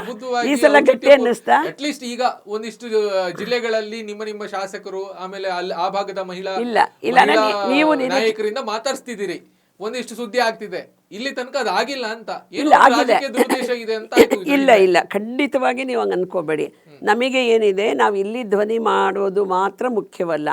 ಆ ಜಿಲ್ಲೆ ಒಳಗೇನೆ ನಮ್ಮ ಹೋರಾಟಗಳಾಗಬೇಕು ಅನ್ನೋಂಥದ್ದು. ಫಾರ್ ಎಕ್ಸಾಂಪಲ್ಲು, ಯಾರು ಪ್ರಿಯಾಂಕಾ ಖರ್ಗೆ ಅವರು ಇಷ್ಟೆಲ್ಲ ಮಾತಾಡ್ತಾರಲ್ಲ, ಪಂಚಾಯಿತಿ ಒಳಗೆ ಸಂಬಳ ಆಗಿಲ್ಲ ಅನ್ನುವಂಥ ಕಾರಣಕ್ಕೆ ಪಾಪ ಬಡವಿ ಸೂಸೈಡ್ ಮಾಡ್ಕೊಂಡ್ರಲ್ವ. ಇದೇ ಪ್ರಿಯಾಂಕಾ ಖರ್ಗೆ ಅವರು ಹೆಣ್ಮಕ್ಳಿಗೆ ಸರ್ಕಾರಿ ನೌಕರಿ ಸಿಗಬೇಕು ಅಂದರೆ ಮಂಚಕ್ಕೆ ಹತ್ತಬೇಕು ಅನ್ನೋವಂಥ ಹಗುರವಾದ ಅತ್ಯಂತ ಒಂದು ತುಚ್ಛವಾದ ಮಾತನ್ನು ಆಡಿದ್ರು ಅವರು. ಇದೆಲ್ಲ ಬೇಕಾ ರಾಜಕಾರಣಿಗಳಿಗೆ ಶೋಭೆನಾ? ಇದೇನಾ ಇವರ ಘನತೆ? ಮಾತಾಡಬೇಕಾ? ನಾಯಕರು ಮಂಚ ಕರೆದಿಲ್ವಾ ಎಷ್ಟು ಜನರನ್ನ? ನೋಡಿ ಸರ್, ಆ ಸ್ಟೇಟ್ಮೆಂಟನ್ನು ಅವ್ರು ಮಾಡಿರೋದ್ರ ಬಗ್ಗೆ ನಾನು ಮಾತಾಡ್ತಿದ್ದೆ. ನೀವು ನೋಡಿದ್ದೀರಾ ಹೆಣ್ಮಕ್ಳದ್ದು ಗುಲ್ಬರ್ಗದೊಳಗಡೆ ತಾಳಿ ತೆಗೆಸಿದ್ರು ತೆಗ್ಸಿದ್ದಾರೆ ಅಂತ. ನೀವು ಆ ಥರದ್ದಿತ್ತು ಅಂದರೆ ರೆಡ್ ಹ್ಯಾಂಡಾಗಿ ಹಿಡಿಬೇಕೇ ಹೊರ್ತು ನೀವು ಬಂದ್ಬಿಟ್ಟು ಸಾರ್ವಜನಿಕವಾಗಿ ಲಕ್ಷಾಂತರ ಹೆಣ್ಮಕ್ಳು ಲಕ್ಷಾಂತರ ಹೆಣ್ಮಕ್ಳಿಗೆ ಮಾನ ಮತ್ತು ಅಪಮಾನ ಅವರು ಅಫಿಷಿಯಲಿ ಸ್ಟೇಟ್ಮೆಂಟ್ ಕೊಟ್ಟಿದ್ದು ಪ್ರಿಯಾಂಕಾ ಖರ್ಗೆ. ನೀವು ಸಮರ್ಥಿಸಿಕೊಳ್ತೀರಿ, ಕಾಂಗ್ರೆಸ್ ನಾಯಕರು ಹೇಳಿರೋದನ್ನ ನೀವು ವಿರೋಧಿಸ್ತೀರಿ ಅನ್ನೋದು. ಮತ್ತೆ ಯಾಕೆ ವಿರೋಧಿಸಬಾರ್ದು? ಅವ್ರಿಗೆ ಬಾಯಿ ಇಲ್ವಾ ಆಗಿದ್ರೆ? ಅಲ್ಲ ರೀ, ನಿಮ್ದು ಅಲ್ಲ, ಅವ್ರಿಗೇನು ಬಾಯಿ ಪೇಸ್ಟ್ ಹಾಕಿದಾರ ಅವರಿಗೆ ಮಾತಾಡಕ್ಕೆ? ಮಾತಾಡ್ಲಿ ಬಿಡಿ, ಮತ್ತೆ ಅವ್ರ ಹತ್ರ ತಗೊಳ್ಳಿ. ಅಲ್ಲ, ಆಗಲ್ಲ. ನೀವು ಅದನ್ನ ನಾನು ಹೇಳ್ತಿದ್ದೀನಲ್ಲ, ಪೊಲಿಟಿಕಲ್ ಡಿಸ್ಕಷನ್ನು ಐ ಪ್ರೊಫೈಲ್ ಜನರ ಬಗ್ಗೆನೇ ನಮ್ದು ಆಗತ್ತೆ ಅಂತ ಆದ್ರೆ ನನ್ನ ಪ್ರಶ್ನೆ ಇರೋದಿಷ್ಟೇ. ಮಹಿಳಾ ಮತ್ತು ಮಕ್ಕಳ ಅಭಿವೃದ್ಧಿ ಇಲಾಖೆ ಮಂತ್ರಿಗಳಿಗೆ ಸಮಯ ಇಲ್ಲ ಇದನ್ನೆಲ್ಲ ಮಾಡಕ್ಕೆ ಅಂದ್ರೆ ದಯವಿಟ್ಟು ಅವರು ಇದರಿಂದ ಇದು ನಿರ್ಗಮಿಸ್ಲಿ. ಲಕ್ಷ್ಮೀ ಹೆಬ್ಬಾಳ್ಕರ್ ಅವರು, ನಾಗಲಕ್ಷ್ಮಿ ಚೌಧರಿ ಅವರು ರಾಜ್ಯಾದ್ಯಂತ ಓಡಾಡ್ತಿದ್ದಾರೆ, ಮಾನಿಟರಿಂಗ್ ಮಾಡ್ತಿದ್ದಾರೆ ಅಂತ ನಿಮ್ಗೆ ಅನ್ಸಿದ್ಯಾ? ನಮಗೆ ಅನ್ಸಿಲ್ಲ. ಅವ್ರು ಉತ್ತರ ಕೊಡ್ಲಿ. ನಾನು ಎತ್ತಿರೋ ತಕರಾರಿಗೆ ಅವ್ರು ರಿಪ್ಲೈ ಕೊಡ್ಲಿ, ಅದನ್ನ ನಾನು ಕಾಯ್ತೀನಿ. ಒಂದು ಗೃಹ ಮಂತ್ರಿಗಳು ನಿಮ್ಮ ಧ್ವನಿ ಈಗ ಏನಿಲ್ಲ ಅಲ್ಲ ಸರ್, ಇಲ್ಲ ಇಟ್ ಇಸ್ ರಾಂಗ್. ಇಲ್ಲ ನಾನು ನಿಮ್ಗೆ ಹೇಳ್ತೀನಿ ಇಲ್ಲ ನೀವು ಪ್ಲೀಸ್ ಇಲ್ಲಿ ಅಂತ ದರಿದ್ರ ನಮ್ಗೆ ಏನೂ ಬಂದಿಲ್ಲ, ಅಂತ ದರಿದ್ರನೇ ನಮಗೆ ಬಂದಿಲ್ಲ. ಅದು ಮಹಿಳಾ ಆಯೋಗನ ಯೂಸ್ ಮಾಡಿಕೊಂಡು ಮುಂದಿನ ಚುನಾವಣೆಗೆ ತಯಾರಿ ಮಾಡ್ಕೋತಿದಾರಲ್ಲ, ಅಂತ ದರಿದ್ರ ನಮಗೆ ಬಂದಿಲ್ಲ. ಆಯ್ತಾ? ಒಂದು. ಎರಡನೇದು, ನಿಮಗೆ ಅನ್ಸಲ್ವಾ ರಾಜ್ಯದ ಗೃಹ ಮಂತ್ರಿಗಳು ನೀವೇ ಮೀಡಿಯಾದವರು ಮೈಕ್ ಹಿಡಿದಾಗ ದೊಡ್ಡ ಸಿಟಿನಲ್ಲಿ ಇದು ಕಾಮನ್ ಅಂದ್ರು? ನಿಮ್ಮ ಗೃಹ ಮಂತ್ರಿಗಳು ಅರಗ ಜ್ಞಾನೇಂದ್ರ ಅವರು ಏನು ಹೇಳಿದ್ರು ಮೈಸೂರಿನಲ್ಲಿ ಆಗಿರುವಂತ ಒಂದು ಪ್ರಕರಣಕ್ಕೆ? ರಾತ್ರಿ ಆ ಹುಡುಗಿ ಯಾಕೆ ಹೋಗ್ಬೇಕಿತ್ತು ಅನ್ನೋದಾಗಿ ಹೇಳಿದ್ರು. ಎಂತ ಬಾಲಿಶ ಹೇಳಿಕೆ ಅದು! ಅಂದ್ರೆ ನಿಮಗೆ ಗೃಹ ಮಂತ್ರಿಗಳು ಇವತ್ತೇನು ಹೇಳಿದ್ದಾರೆ ಅನ್ನೋದು ಮುಖ್ಯ ಅಲ್ವಾ ಅಂತ ಆದ್ಮೇಲೆ ಈ ಚರ್ಚೆನ ತುಂಬಾ ನೋಡಿ, ಕಾಂಗ್ರೆಸ್ ಕಾರ್ಯಕರ್ತ ಅನ್ನೋ ಹಾಗೆ ನೀವು ಬಿಂಬಿಸಬೇಡಿ. ನಾನು ನಿಮ್ಮನ್ನ ಯಾಕೆ ಬಿಂಬಿಸ್ಲಿ? ನೀವೊಂದು ಚಾನಲ್ ಮಾತಾಡ್ತಿದ್ರಿ. ಆಗಲ್ಲ, ನೀವು ಅದನ್ನ ರಾಂಗ್ ಇಂಟರ್ಪ್ರಿಟ್ ಮಾಡಿದ್ರಿ. ಅರಗ ಜ್ಞಾನೇಂದ್ರ ಅವರ ಸ್ಟೇಟ್ಮೆಂಟನ್ನ ಯು ಪೀಪಲ್ ನೀವಲ್ಲ, ಕಾಂಗ್ರೆಸ್ನವರು ಅದನ್ನ ಮಿಸ್ಇಂಟರ್ಪ್ರಿಟ್ ಮಾಡಿ ದುರುಪಯೋಗ ಪಡಿಸ್ಕೊಂಡ್ರು. ಆಯ್ತು, ಇಲ್ಲ ಈಸ್ ಎ ಪೇರೆಂಟ್. ಯಾಕೆ ಗೊತ್ತಾ? ನಾನೀಗ ಅಸ್ಸಾಮಿಂದ ವಾಪಸ್ ಬಂದೆ. ನಾನು ಫ್ಲೈಟ್ ಇಟ್ಕೋಬೇಕು, ಅಲ್ಲಿಂದ ಮುಂದೆ ಎಲ್ಲೋ ಡೆಸ್ಟಿನಿಗೆ ಹೋಗಬೇಕು, ಬರಬೇಕು. ಆಗ ಆ ಏರಿಯಾದಲ್ಲಿ ನಾನು ಎಷ್ಟೊತ್ತಿಗೆ ಅಲ್ಲಿಂದ ಎಕ್ಸಿಟ್ ಆಗಬೇಕು, ಎಷ್ಟೊತ್ತಿಗೆ ಎಲ್ಲಿಗೆ ಬರಬೇಕು ಅಂತ ನಾನು ಪ್ಲ್ಯಾನ್ ಮಾಡ್ಕೊಳ್ದೆ ಹುಚ್ಚುಚ್ಚಾಗಿ ನಾನು ಹೋದರೆ ನನ್ನ ಸೇಫ್ಟಿ ಸೆಕ್ಯೂರಿಟಿನ ಅಸ್ಸಾಂ ಗೌರ್ಮೆಂಟೇ ನೋಡ್ಕೋಬೇಕು ಅಂತಿಲ್ಲ. ಆದರೆ ನಾನು ಏರ್ಪೋರ್ಟಿಗೆ ಬಂದಾಗ ಅಲ್ಲಿ ಸೆಕ್ಯೂರಿಟಿ ಲ್ಯಾಬ್ಸ್ ಆದರೆ I can raise my voice. ಆಯಿತಾ? ನಾನು ಪರ್ಸನಲ್ ಆಗಿ ಈಗ ನಾನು ಎತ್ತಿದ ಪ್ರಶ್ನೆ ಅಂತೇನಂದ್ರೆ, ನಾನು ಪರ್ಸನಲ್ ಆಗಿ ನನ್ನ ಚಾಯ್ಸ್ ಮೇಲೆ ನಾನೆಲ್ಲೋ ಹೋಗ್ಬಿಡ್ತೀನಿ. ಈಗ ಲಕ್ಷ್ಮೀ ಹೆಬ್ಬಾಳ್ಕರ್ ಇರಲಿ, ಸರ್ಕಾರ ಇರಲಿ, ಗೃಹ ಇಲಾಖೆ ಇರಲಿ, ಅಥವಾ ನಾಗಲಕ್ಷ್ಮಿ ಚೌಧರಿ ಅವರು ಕೂಡ ಇರಲಿ, ಅಂದ್ರೆ ಅಲ್ಲಿ ಹೋಗಿ ಅವ್ನು ಮಾಡ್ತಾನೆ, ಇದೇ ಕ್ಷಣದಲ್ಲಿ ಮಾಡ್ತಾನೆ, ರೇಪ್ ಮಾಡ್ತಾನೆ ಅಥವಾ ಕೊಲೆ ಮಾಡ್ತಾನೆ ಅಂತ ಕನಸ್ಕೊಂಡಿರ್ತಾರ? ನೋಡಿ, ನಾನು ನಿಮಗೆ ಹೇಳಕ್ಕೆ ಪ್ರಯತ್ನ ಪಟ್ಟಿದ್ದೇನೆಂದರೆ, ಬಾಲ್ಯ ವಿವಾಹಗಳು, ಟೀನೇಜ್ ಪ್ರೆಗ್ನೆನ್ಸಿ ಅನ್ನುವಂಥದ್ದು ಅದು ಒಂದಿನ ಘಟನೆ, ಯಾರ್ದೋ ಒಂದು ಘಟನೆ ನಡೆಯುತ್ತಲ್ಲ, ಇಲ್ಲ ನಾನು ನಿಮ್ಗೆ ಅದನ್ನೇ ಹೇಳ್ತಾ ಇದ್ದೀನಿ. ಬಾಲ್ಯ ವಿವಾಹ ಎಲ್ಲ ಜಿಲ್ಲೆಗಳಲ್ಲಿ ರೈಸ್ ಆಗಿದೆ. ಇದು ಎಲ್ಲ ಕಾಲಕ್ಕೂ ದುಷ್ಟರು ಇದನ್ನು ಮಾಡೋರು ಇದ್ದೇ ಇದ್ದಾರೆ, ಎಲ್ಲ ಕಾಲದಲ್ಲೂ ಅಂತ ಹೇಳ್ತಿದ್ದೀನಿ, ಎಲ್ಲ ಕಾಲದಲ್ಲೂ. ಆದರೆ ಅದನ್ನು ಎಷ್ಟು ನಿಯಂತ್ರಣಕ್ಕೆ ತರ್ತೀವಿ ಅನ್ನೋದು ಮುಖ್ಯ. ನಿಮಗೆ ಭಾಗ್ಯಲಕ್ಷ್ಮಿ ಯೋಜನೆಯನ್ನು ಯಡಿಯೂರಪ್ಪಾಜಿಯವರು ಕೊಟ್ಟಾಗ ನಮ್ಮ ರಾಜ್ಯದ ಒಂದು ರಾಜ್ಯದ ಪತ್ರಿಕೆ 2-3 ವರ್ಷ ಆದಮೇಲೆ ಹೆಣ್ಣು ಮಕ್ಕಳ ಜನನ ಸಂಖ್ಯೆ ಏನಿತ್ತು, ರೇಷಿಯೋ, ಸೆಕ್ಷುವಲ್ ರೇಷಿಯೋ, ಹೆಣ್ಣು ಮಕ್ಕಳ ಜನನದ ಸಂಖ್ಯೆ ಪರ್ಸೆಂಟೇಜ್ ಜಾಸ್ತಿ ಆಗಿದೆ ಅಂಥೇಳಿ ಸಂಪಾದಕೀಯ ಬರೀತು. ಅಂದರೆ ನೀವು ನಾನೇನು ಹೇಳ್ತಿದ್ದೀನಿ, ಭ್ರೂಣ ಹತ್ಯೆ ಅನ್ನೋದು ಮೊನ್ನೆ ಕೂಡ ಮಂಡ್ಯದಲ್ಲಿ ಆಗಿದೆ, ಮೈಸೂರಿನಲ್ಲಿ ಯಾರು ಮಾಡಿದ್ದಾರೆ, ಎಲ್ಲ ಕಾಲದಲ್ಲೂ ಇತ್ತು. ಆದರೆ ನೀವು ಭಾಗ್ಯಲಕ್ಷ್ಮಿ ಅನ್ನುವ ಯೋಜನೆ ಕೊಟ್ಟಾಗ ಆ ಪರ್ಸೆಂಟೇಜು ಕಡಿಮೆ ಆಗಿ ಹೆಣ್ಣು ಮಕ್ಕಳ ಜನನ ಜಾಸ್ತಿ ಆಗಿದೆ ಅನ್ನುವಂಥದ್ದು ಪ್ರೋಗ್ರೆಸ್. ಇದನ್ನ ಆಡಳಿತ ಅಂತ ಕರಿತೀವಿ, ಇದನ್ನ ಮಾನಿಟರಿಂಗ್ ಅಂತ ಕರಿತೀವಿ. ಇಲ್ಲ, ಜನರಿಗೆ ಅವಶ್ಯಕತೆ ಇರುವ ಯೋಜನೆಗಳನ್ನು ಕೊಡಬೇಕು ಅಂತ ಕರಿತೀವಿ. ಫಾರ್ ಎಕ್ಸಾಂಪಲ್, ಶಾಲೆಗಳಿಗೆ ಶೌಚಾಲಯಗಳನ್ನು ನರೇಂದ್ರ ಮೋದಿಜಿಯವ್ರು ಕೊಟ್ಟರು. ನಿಮಗೆ ಪ್ರತಿ ತಿಂಗಳು ಒಂದು ಜರ್ನಲ್ ಬರುತ್ತೆ ಕೇಂದ್ರ ಸರ್ಕಾರದಿಂದ, ಅಥವಾ ನೀವು ಯಾವುದೇ ಅನಾಲಿಸಿಸ್ ನೋಡಿ ಸರ್ವೇದು, ಅಲ್ಲಿ ಏನಾಗಿದೆ, ಮುಸ್ಲಿಂ ಹುಡುಗಿರದ್ದು 70% ಡ್ರಾಪ್ಔಟ್ಸ್ ಇತ್ತು ಹೈಸ್ಕೂಲಿಗೆ ಬಂದಾಗ, ಬಿಕಾಸ್ ಆಫ್ ಮ್ಯಾನ್ಸ್ಟ್ರಲ್ ಸರ್ಕಲ್. ನಮ್ಮ ಸಮಾಜದ ಒಂದು ಸೆನ್ಸಿಟಿವ್ ಇಶ್ಯೂ ಅದು. ಅದು 40%ಗೆ ರೆಡ್ಯೂಸ್ ಆಯಿತು 70%ಇಂದ. ಅಂದರೆ ನೀವು ಸರ್ಕಾರದಿಂದ ಒಂದು ಯೋಜನೆಯನ್ನು ಕೊಟ್ಟಾಗ ಎಲ್ಲೆಲ್ಲಿ ಹೇಗೆ ಅದನ್ನು ಸ್ಟ್ರೆಂಥನ್ ಮಾಡಬೇಕು ಅನ್ನೋದನ್ನು ನೋಡಿಕೊಂಡು ನೀವು ಆ ಯೋಜನೆಗಳನ್ನು ರೂಪಿಸ್ತಾ ಬಂದಾಗ ನೀವು ಲಾಂಗ್ ಟರ್ಮಲ್ಲಿ ಇದಕ್ಕೆ ಒಂದು ಸೊಲ್ಯೂಷನನ್ನು ಕೊಡ್ತಾ ಹೋಗಬಹುದು. ಈ ರೀತಿಯ ಪ್ರೋಆಕ್ಟಿವ್ ಅಡ್ಮಿನಿಸ್ಟ್ರೇಷನ್ ಬೇಕು ಅನ್ನೋದು ನನ್ನ ಡಿಮಾಂಡು. ಯಾರಿಗೋ ಚಟಕ್ಕೆ 4 ಮಾತಾಡಿ ಬಾಯಿ ಬೊಬ್ಬೆ ಹಾಕ್ತಾರಲ್ಲ, ಆ ಥರ ಚೀಪ್ ಪಾಲಿಟಿಕ್ಸ್, ಡರ್ಟಿ ಪಾಲಿಟಿಕ್ಸ್ ಮಾಡೋದನ್ನು ನಾವು ರೂಢಿ ಮಾಡ್ಕೊಂಡಿಲ್ಲ. ನಾವು ಇಲ್ಲಿವರೆಗೂ 3-4 ಸಲ ಲಕ್ಷ್ಮೀ ಹೆಬ್ಬಾಳ್ಕರ್ ಅವ್ರ ವಿಚಾರದಲ್ಲಿ ಎಲ್ಲಿ ಹೋರಾಟ ಆಗುತ್ತೆ, ಬೆಳಗಾಮಲ್ಲಿ ಆಗುತ್ತೆ. ಅವರು ಉಡುಪಿಗೆ ಬಂದಾಗ ಉಸ್ತುವಾರಿ ಸಚಿವರು ಇದ್ದಾಗ ಅಲ್ಲಿ ಮಹಿಳೆಯರ ಮೇಲೆ ಘಟನೆ ನಡೆದಾಗ ಕೂಡಲೇ ಹೋಗಿ ಅಟೆಂಡ್ ಮಾಡಲ್ಲ. ಮತ್ತು ಹಿಜಾಬ್ ವಿಷಯಗಳು ಬರುತ್ತೆ. ಹಿಜಾಬ್ ವಿಷಯಗಳು ಬಂದಾಗ ಏನಾಗುತ್ತೆ, ಬಿಡಿ ಸರ್ಕಾರದ್ದು ನಮ್ಮದು ಸೈದ್ಧಾಂತಿಕ ಜಗಳ, ಯಾರಿಗೋ ಪ್ಲೀಸ್ ಮಾಡೋದಕ್ಕೆ ಅವ್ರ ಪರ ಇವ್ರ ಪರ ಆಯಿತು. ಫೈನಲಿ ಆ ಹೆಣ್ಣು ಮಕ್ಕಳು ಎಜುಕೇಷನ್ ಹೋಯಿತು. ಆ 1 ವರ್ಷ 2 ವರ್ಷ ಹೋಯ್ತಾ. ನೀವು ಹೀಗೆ ಸಾಮೂಹಿಕವಾದ ಎಂಪವರ್ಮೆಂಟ್ ಕಡೆ ಗಮನ ಕೊಡಲಿಲ್ಲ ಅಂತಾದರೆ ಈ ವ್ಯವಸ್ಥೆಗಳು ಹಾಗೆ ಆಗತ್ತೆ ಅಂತ. ನಾವಿಲ್ಲಿ ಏನು ಹೇಳಿದ್ವಿ, ನೀವು ಪುಂಡ್ರು ಪೋಖ್ರಿಗಳ ಕೈಯಲ್ಲಿ ಏನು ಮಾಡ್ಬೋದು ಅಂತ. ನಿಷ್ಪ್ರಯೋಜಕರು ಅಂತಾನೆ ಇಟ್ಕೊಳ್ಳೋಣ. ನಿಮ್ಮ ಸರ್ಕಾರ ಅಧಿಕಾರದಲ್ಲಿ ಇಲ್ಲ, ಅಲ್ಲ, ನೀವು ಹೇಳಬೇಡಿ. ನಾವು ಒಂದು ನಿಮಿಷ ಸರ್, ನೀವು ಇಲ್ಲ ಇವೆಲ್ಲ ನೋಡಿ, ಇಲ್ಲ ಕೇಳಿ. ನೀವು ಈಗ ನಿಷ್ಪ್ರಯೋಜಕರು ಅಂದ್ರೆ ಆ ಶಬ್ದ ನಾನು ಒಪ್ಕೊಳ್ಳಲ್ಲ. ಇಲ್ಲ ನಾನು ಅದನ್ನು ಒಪ್ಕೊಳ್ಳಲ್ಲ. ಅನ್ಕೊಳ್ಳೋಕ್ಕೂ ನಾನು ರೆಡಿ ಇಲ್ಲ. She is A capable lady. ಅವರೇ ಚುನಾವಣೆ ಗೆಲ್ಲಕ್ಕೆ ಅವ್ರು ಕೇಪಬಲ್ ಇದ್ದಾರೆ. ಅವ್ರು ಸಕ್ಕರೆ ಕಾರ್ಖಾನೆ ನಡೆಸೋದ್ರಲ್ಲಿ ಅವ್ರು ಕೇಪಬಲ್ ಇದ್ದಾರೆ. ಅವರ ಒಂದು ಸ್ಟೇಟ್ ಪಾಲಿಟಿಕ್ಸ್ ಒಳಗಡೆ ಮೋದಿಜಿಯವ್ರ ವಿಷಯ ಬಂದಾಗ ಟೀಕೆನೂ ಮಾಡ್ತಾರೆ. She is A capable. ಇದಕ್ಕೆ ಆಕೆಗೆ ಪ್ರಯಾರಿಟಿ ಇಲ್ಲ ಅನ್ನೋದು ನನ್ನ ಟೀಕೆ. ಇದ್ರ ಬಗ್ಗೆ ಅವ್ರಿಗೆ ಪ್ರಯಾರಿಟಿ ಇಲ್ಲ, ಅದಕ್ಕೆ ಅವರು ಟೈಮನ್ನು ಡೆಡಿಕೇಟ್ ಮಾಡ್ತಾ ಇಲ್ಲ. ಅವರು ಅದಕ್ಕೆ ಅಂತ ಹೇಳ್ತಿರೋದು. ರವಿ ಅವರು ಅವರ ವಿರುದ್ಧವಾಗಿ ಒಂದು ಹೇಳಿಕೆಯನ್ನು ಕೊಟ್ಟಾಗ ಲಕ್ಷ್ಮೀ ಹೆಬ್ಬಾಳ್ಕರ್ ಅವರ ಪರವಾಗಿ ನೀವು ನಿಲ್ಬಹುದಿತ್ತಲ್ಲ, ಯಾಕೆ ನಿಲ್ಲಲಿಲ್ಲ ನೀವು? ಇಲ್ಲ, ನಿಮಗೆ ಅದು ಪತ್ರಿಕೆದು ತುಣುಕು ಕಳಿಸ್ತೀನಿ, ನಂದು ಇಂಟರ್ವ್ಯೂ ಆಗಿರೋದು. ಅದ್ರಲ್ಲಿ ನಾನು ಏನು ಹೇಳಿದ್ದೀನಿ ಅನ್ನೋದು ನೀವು ಕೇಳಿದ್ರೆ ನಾನು ಇನ್ನೊಂದ್ಸಲ ಇಂಟರ್ವ್ಯೂಗೆ ಬಂದಾಗ ನಿಲ್ಬಹುದಿತ್ತಲ್ಲ ಅಂತ. ಹೌದು, ಸಿ.ಟಿ. ರವಿ ಅವರು ಹೇಳಿರೋದು ತಪ್ಪು ಅಂತ ಯಾಕೆ?